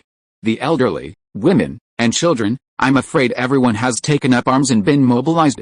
Because they know that once the city is breached, They will have no way to survive. Seeing that this was an old man leaning on a pine cane, Oleg signaled the guards around him to put down their weapons, and the old man saw that these Slavic men did not seem to have much hostility towards him, so he strode into the tent, stretched out a dry finger, and pointed to the hotel pass in Shyandrin Mountain. I bet there are thousands of O'Sullivan saber-tooth mercenaries on the other side of the pass. They've set a tight net, waiting for you to die. Fighting the saber-tooth mercenaries in this canyon with your slaves, fighting with only their blood and courage, is like throwing pork into a meat grinder. You have no chance of winning. A brief silence fell in the tent. Only the black-robed old man calmly sat down at the long table. He put away Oleg's map, drawn on worn linen. Instead, he pulled out a finely crafted deerskin scroll. The map of Scandinavia on it was more accurately proportioned and detailed. Let me introduce myself again. My name is Nibiru. Of course, everyone in the valley who knows me calls me Nibiru the Wise. They all think I'm Duke Bernard's advisor, but I actually represent the Holy Mountain. Upon hearing these two words, Oleg immediately understood that the Vikings' spiritual leaders, the storm monks hidden in the sky-breaking mountains, had finally given up on the Slavic army's overwhelming offensive.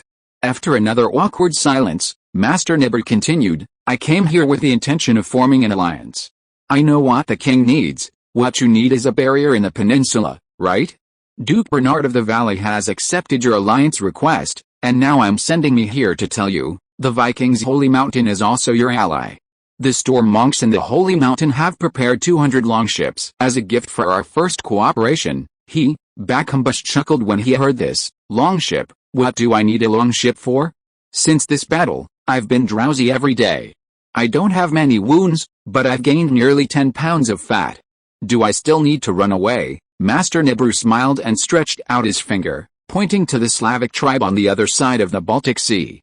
I've lived for over 80 years and have seen enough of the shenanigans of kings breaking up and uniting. In my eyes, nothing can truly be called a secret. I can tell you responsibly that your English allies have no good intentions towards you. My great king, do not forget that there are still nearly 10,000 Vikings trapped in Slavic territory, unable to return home, slaughtering your compatriots and attempting to capture your cities. Stealing the walls and clearing the countryside won't eliminate them. It will only fuel these desperate pirates' madness. And your English allies won't help you defeat this ferocious enemy. Only you can defeat them on your own. From the outset of formulating tactics with the English, Oleg understood that this was a relocation operation.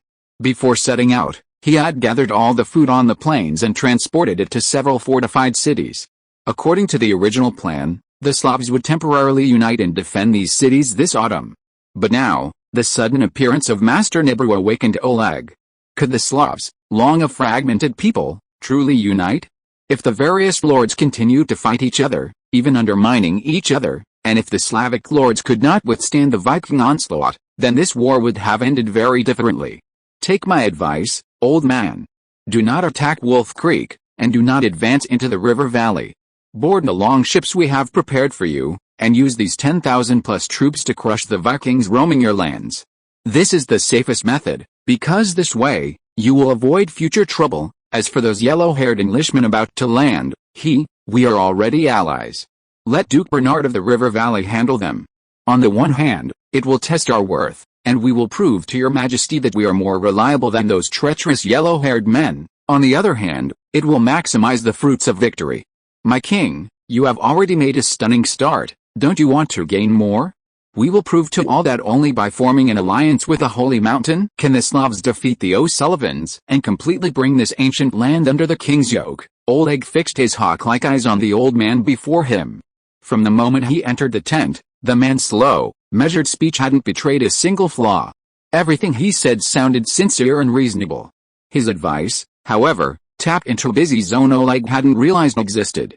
If the Slavic lords who held out on their homeland couldn't withstand the Viking assault, and their forces were completely depleted, Bakambush would be forced to abandon the vast territories they had already conquered and forcibly return. Then, after another major battle, both Vikings and Slavs would fight to the bitter end. I'm afraid that by then, those frail English yellow-haired men would be the victors. Looking at Bakambush, he didn't complain at all. Go back. Why not? In this damn place, you're always hacking away at old men and children. Damn it, how shameful. I'm fed up with this. Hurry up and find some pirates to chop me up. We'll leave tomorrow. Go home. Chapter 173, Fire on the Sea. At 4 a.m., Loki and Katya had already climbed to the peak closest to the sea in Hanshu village. Lately, nothing good had happened in the valley. First, Hummel Blood Pigeon, the lord of Blood Pigeon Town who had sparked the war, abandoned his half-expanded salt works and fled with his entire clan aboard a longship. Before leaving, the old man had come to see Loki and, after an indignant speech about how the Blood Pigeon family would never betray him, walked out of Hanshu village with his head held high and sailed away from Scandinavia the next day. It was rumored that his destination was the wealthy Frankish duchy across from England. Secondly, just yesterday, Duke Bernard had suddenly appeared in the village. Although Loki had long suspected that the old man had betrayed O'Sullivan, the sight of 500 heavily armed Viking shield axemen behind him immediately dawned on him. He was coming to deal with the English reinforcements about to land, and to take care of himself along the way. As a newcomer to Bakambush's forces, he desperately needed to prove his worth to the Lord. Upon entering Hanshu village, he immediately exercised his lordship's authority to organize his troops, forcing the village's Viking hunters into service. Under the watchful eye of 500 shield axemen, Loki didn't dare confront him directly, even though, with the village's elite chosen, he wasn't certain to lose. However, his village still held a large number of women, children, and especially pregnant women. In this particular war, they couldn't be taken to the sunken city for refuge. The satyrs across the Baltic Sea needed to take their starving Vikings into the underwater city. Who knows what terrible things these bandits, their homes destroyed, would do to the women and children of Hanshu village. So, helplessly, the women and children of the village remained in the village, sharing the ordeal with Loki. Lately, he'd climbed to the summit of this coastal mountain every morning, gazing out at the southern sea. Because this was the route the O'Sullivans had to take to send reinforcements. 3 months ago, he had entered the Conqueror's fortress and witnessed the O'Sullivan saber-toothed mercenaries. They were a formidable force. The Slavic rebels, untrained in combat, were no match for the onslaught of professional mercenaries. He understood this, and the English and Slavic coalition on the other side must have understood it as well. If he were English, he would have exploited O'Sullivan's lack of knowledge of his involvement in the conflict and eliminated these powerful land forces at sea. The flimsy Viking longships were only useful for transporting troops. They would break at the slightest touch and were incapable of waging war at sea. Following the attempts of one of his courtiers, Loki knew he should have sent a raven to O'Sullivan, warning him that the English were most likely waiting for him on the sponge. But he didn't. If he had warned the Viking king, Ever, with his mercenary nature, would not have sent even a single reinforcement to the river valley. Loki would have been completely isolated and helpless. By not sounding the alarm, he could still hope that the O'Sullivan family's reinforcements might somehow break through the English defenses and successfully land at Coldwater Village. If they could reach the docks, even a small force of 500 saber-toothed mercenaries would be enough to sweep away Bernard's 800 shield axemen. 4 days later, as the rising sun dissipated the morning mist, a series of Viking longships finally appeared on the nearby sea. Pulling out his telescope, Loki spotted at least dozens of longships emerging from the fog. With his hands clasped together, he silently prayed that they would land safely. However, today was not Loki's lucky day. Barely 3 minutes later, a dozen massive, shuttle-shaped ships, each with a metal ram on its bow, suddenly emerged from the fog on the other side. Loki had seen these ships before in Yorkshire harbors, but at the time, he had thought their rugby-like hulls looked neither aesthetically pleasing nor practical. But then, these ships suddenly appeared at the flanks of the Viking longships, like a heavy hammer, instantly smashing the slender Viking longships in half. Atop the mountain, Loki clutched his telescope, beads of sweat forming on his forehead. As a maritime civilization, the English Isles ships might not be as light and swift as Viking longships, but their heaviness perfectly inherited the ship designs of the Athenian city-state 1,000 years prior. 1,000 years earlier, Athens, as a maritime civilization, relied on naval warfare to defeat the rising power of Xerxes. Themistocles, the father of the Athenian navy, relied on heavy iron ships equipped with rams, ramming the seas. He slammed Xerxes' equally large, but flimsy, wooden ships into pieces, leaving scores of Persian soldiers dead in the depths. The English were undoubtedly employing the same tactical plan. On land, the organized Viking shield axemen swept through, but it was undeniable that their naval capabilities were as fragile as a babe's. Everything unfolding before his eyes was like a flock of ducks suddenly appearing before a pack of crocodiles. The Vikings manning the longships offered no resistance. Smashing the longships was merely the beginning of the English offensive. As the Vikings fell into the sea, the English ships suddenly unfurled their steel dinghies and released barrel after barrel of black crude oil into the water. Dozens of barrels of oil floated on the surface, rapidly smearing the sea a terrifying black. As the Vikings rose to breathe, their heads and faces were inevitably smeared with the black oil. Reaching to wipe it off, the insoluble oil wouldn't come off, clinging heavily to their hair and eyelids, suffocating them even longer. With a deep sigh, Loki sheathed his telescope and beckoned Katya to follow him down from the treetops. This battle was already lost. Before he could descend from the treetop, two high-pitched dragon roars suddenly echoed from the horizon. Startled, he turned around and saw two dazzling dragons soaring from the emerald green peaks. They soared through the air above the black fuel oil, spitting flames and setting it ablaze. All the crude oil on the sea surface ignited. The sunlit, azure waters instantly transformed into a sea of blazing flames. The shuttle-shaped English ships and Viking longships were engulfed in flames, but the shuttle-shaped rams, with their steel bases and sides, were significantly more resistant. The floating fuel heated the hulls, only to be immediately cooled by the water beneath. Meanwhile, the O'Sullivan family's all-wooden Viking longships had completely melted into the raging sea. Despite being 1,000 meters away, the Viking pirates' shrill cries echoed clearly in Loki's ears. The sea beneath him was a swirling inferno. Loki pulled the stunned Katya down from the treetops. He had received all the information he needed, and further observation was pointless. War was fair to everyone.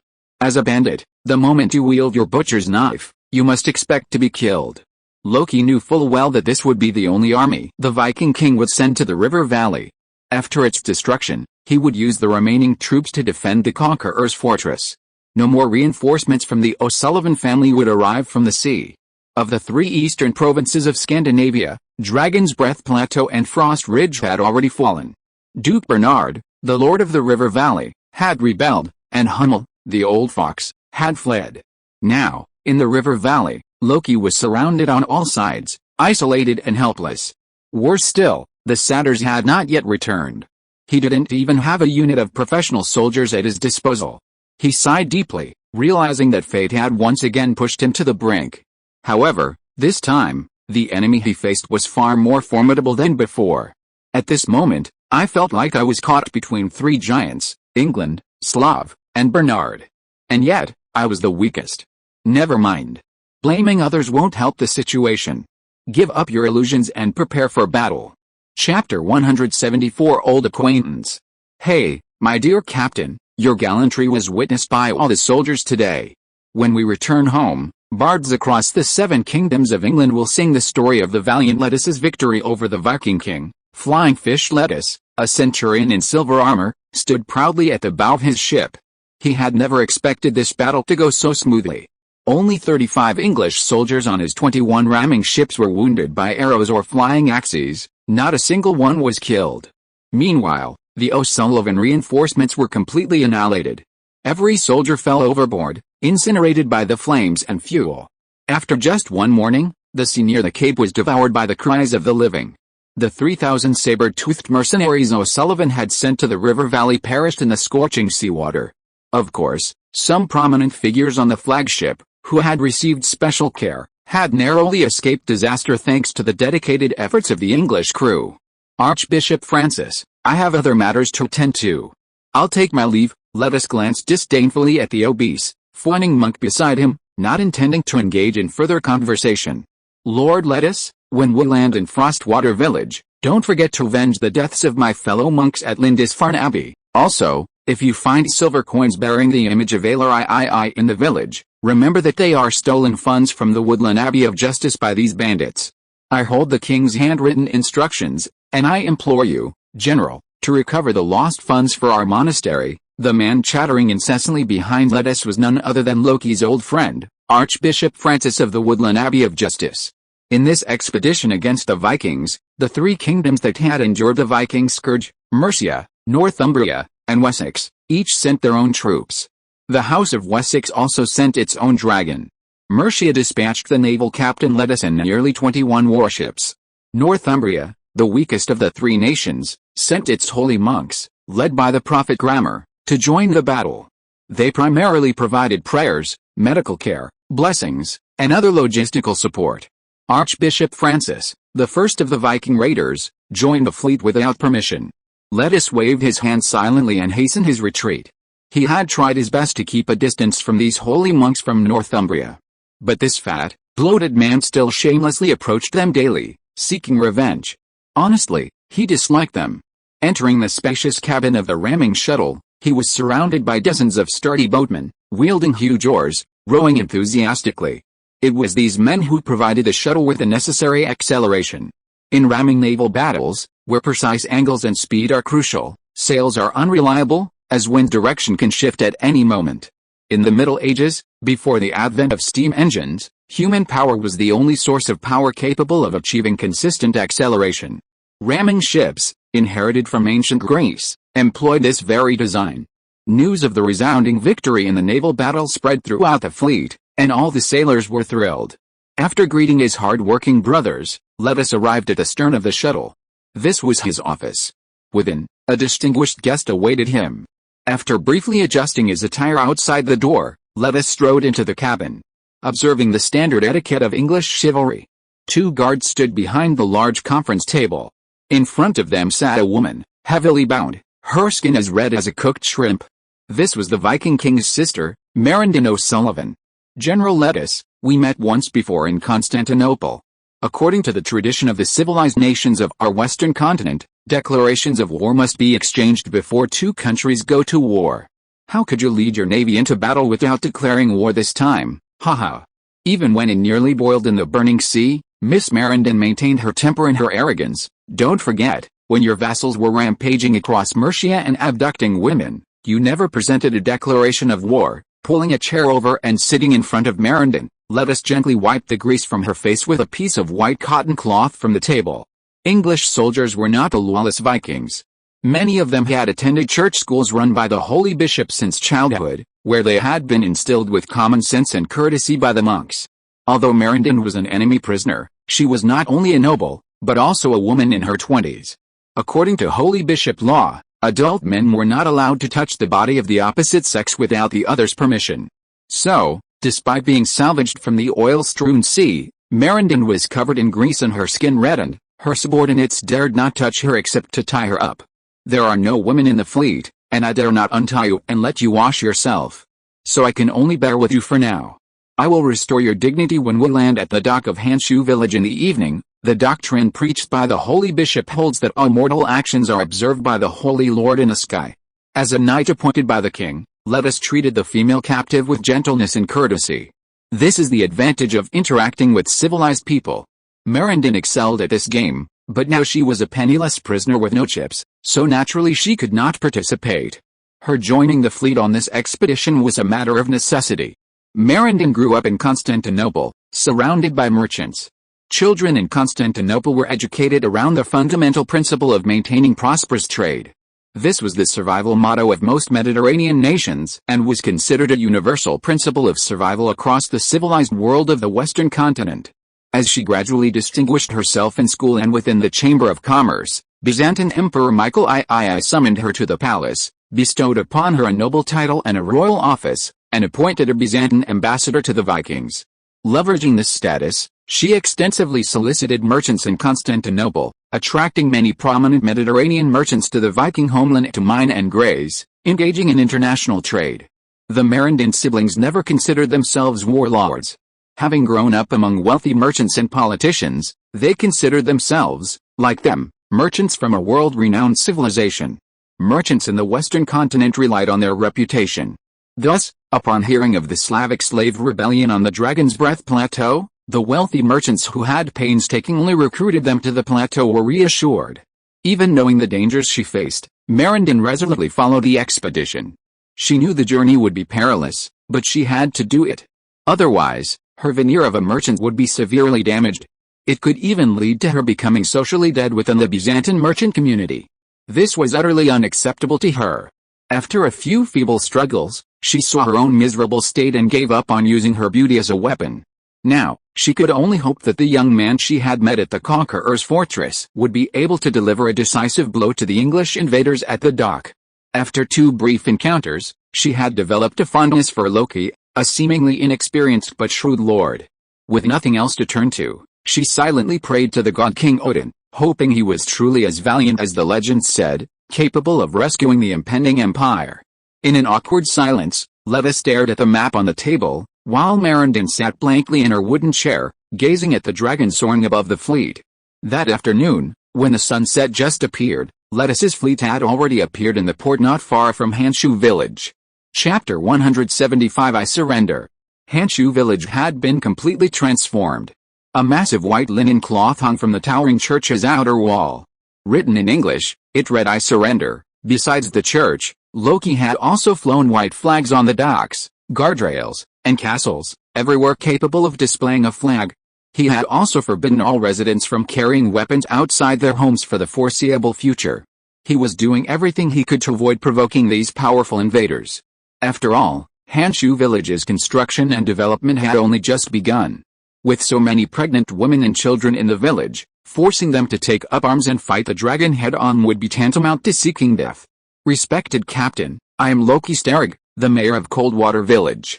The person behind me is my lord, Lord Bernard, Duke of the River Valley. Since he is not fluent in English, I will be translating for you. On behalf of my village, I welcome you all. At the same time, I must also state, my village has no armed forces. 70% of the men are free Slavic workers, and the few Vikings are mere poor hunters. They pose no threat to you. As Loki spoke, he glanced at Bernard behind him. For Coldwater Village, it could neither side with the English nor with Duke Bernard. As a force caught in the middle, it could only play by ear, taking one step at a time, until it found a way out. Don't strike a smiling face. Captain Lettuce had just returned Loki's greeting after disembarking. Before he could say anything, a loud roar erupted from behind him. You. It's you, this demon. Loki looked up, surprised to see the enormous face of Archbishop Francis. He was so stunned he couldn't say a word before Francis unleashed a barrage of curses. I recognize you. Even if you crumble to ash, I will never forget you, this demon from hell, Lord Lettuce. Last year it was this damned village chief who sneaked into my church in the dark of night, slaughtered my monks, and looted the treasures offered to the Holy Lord by tens of thousands of devout monks in Cheshire. You are a sinner of my holy bishop, and I solemnly pronounce you a demon, wizard, blasphemer, brast. Brave English soldiers, capture the sinner immediately. I will bind him to a cross and burn him for 3 days to completely purify this demon's filthy soul. The soldiers following Lettuce looked at each other in bewilderment. For a moment, they didn't know whether to obey the orders of the indignant archbishop. During this brief stalemate, Loki rolled his eyes and quickly reacted. Haha, my respected master, are you old and frail? Perhaps Satan has clouded your mind? Look, Loki pointed behind him. The Hanshu Cathedral, Hanshu village's highest point, shimmered in the setting sun. Last year, my shipwreck left me adrift in the icy waters. It was the Holy Lord, Christ, who saved me. Loki raised his hands and gazed at the sky at a 45-degree angle. The warm sunset bathed his face, revealing both humility and piety. Inspired by the Holy Lord, I entered the Forest Justice Monastery. There, you healed my wounds and restored my health. Before leaving, you gave me money and monks so I could return to Scandinavia to build a church. Have you forgotten everything? Bullshit. Francis held up a short, plump finger, about to burst into a curse, but suddenly stopped. It was common knowledge that the holy bishop's mission was to preach the gospel. Especially as the head of a monastery, who considered this his life's work. Now, facing a church built on enemy soil, if he flatly denied it was not his order, he would only make himself look even more like a heretic. Oh, I've been traveling a lot lately, and I'm really tired. After a long pause, unable to come up with another good excuse, he gave Loki a sharp look and followed Lettuce into Coldwater Village. Relying on his thick skin and strong mental fortitude, Loki had just finished dealing with this unexpected acquaintance when, at the end of the group, he saw the bound Marindin. The dejected Viking princess looked at him, her eyes filled with deep disappointment. She had imagined Loki would be the Prince Charming, wielding his axe on the shore, saving her from the waters and fires. Even if he failed in his duel, she was ready to ascend to Valhalla with him. Marindin had never imagined that this hero, who had defied 500 Viking axemen with only 30 wolf riders, would be such a fence-sitter when faced with true test. Her face was as still as death, even tinged with a certain resoluteness. Seeing her miserable state, Loki could understand her inner thoughts. This was, after all, the Middle Ages. Machiavelli and his work, The Prince, wouldn't appear for another 600 years. It wasn't until the Renaissance that the art of ruling would be separated from divine right and moral ethics. Only then would the Lord's unscrupulous pursuit of survival be celebrated. Lettuce didn't say much. In a Christian-ruled city, hoisting a white flag signified giving up resistance. This village was filled with white flags, and more than half the residents wore white robes with a sign of the cross. As a glorious king's knight, he couldn't attack a holy episcopal city that had already surrendered.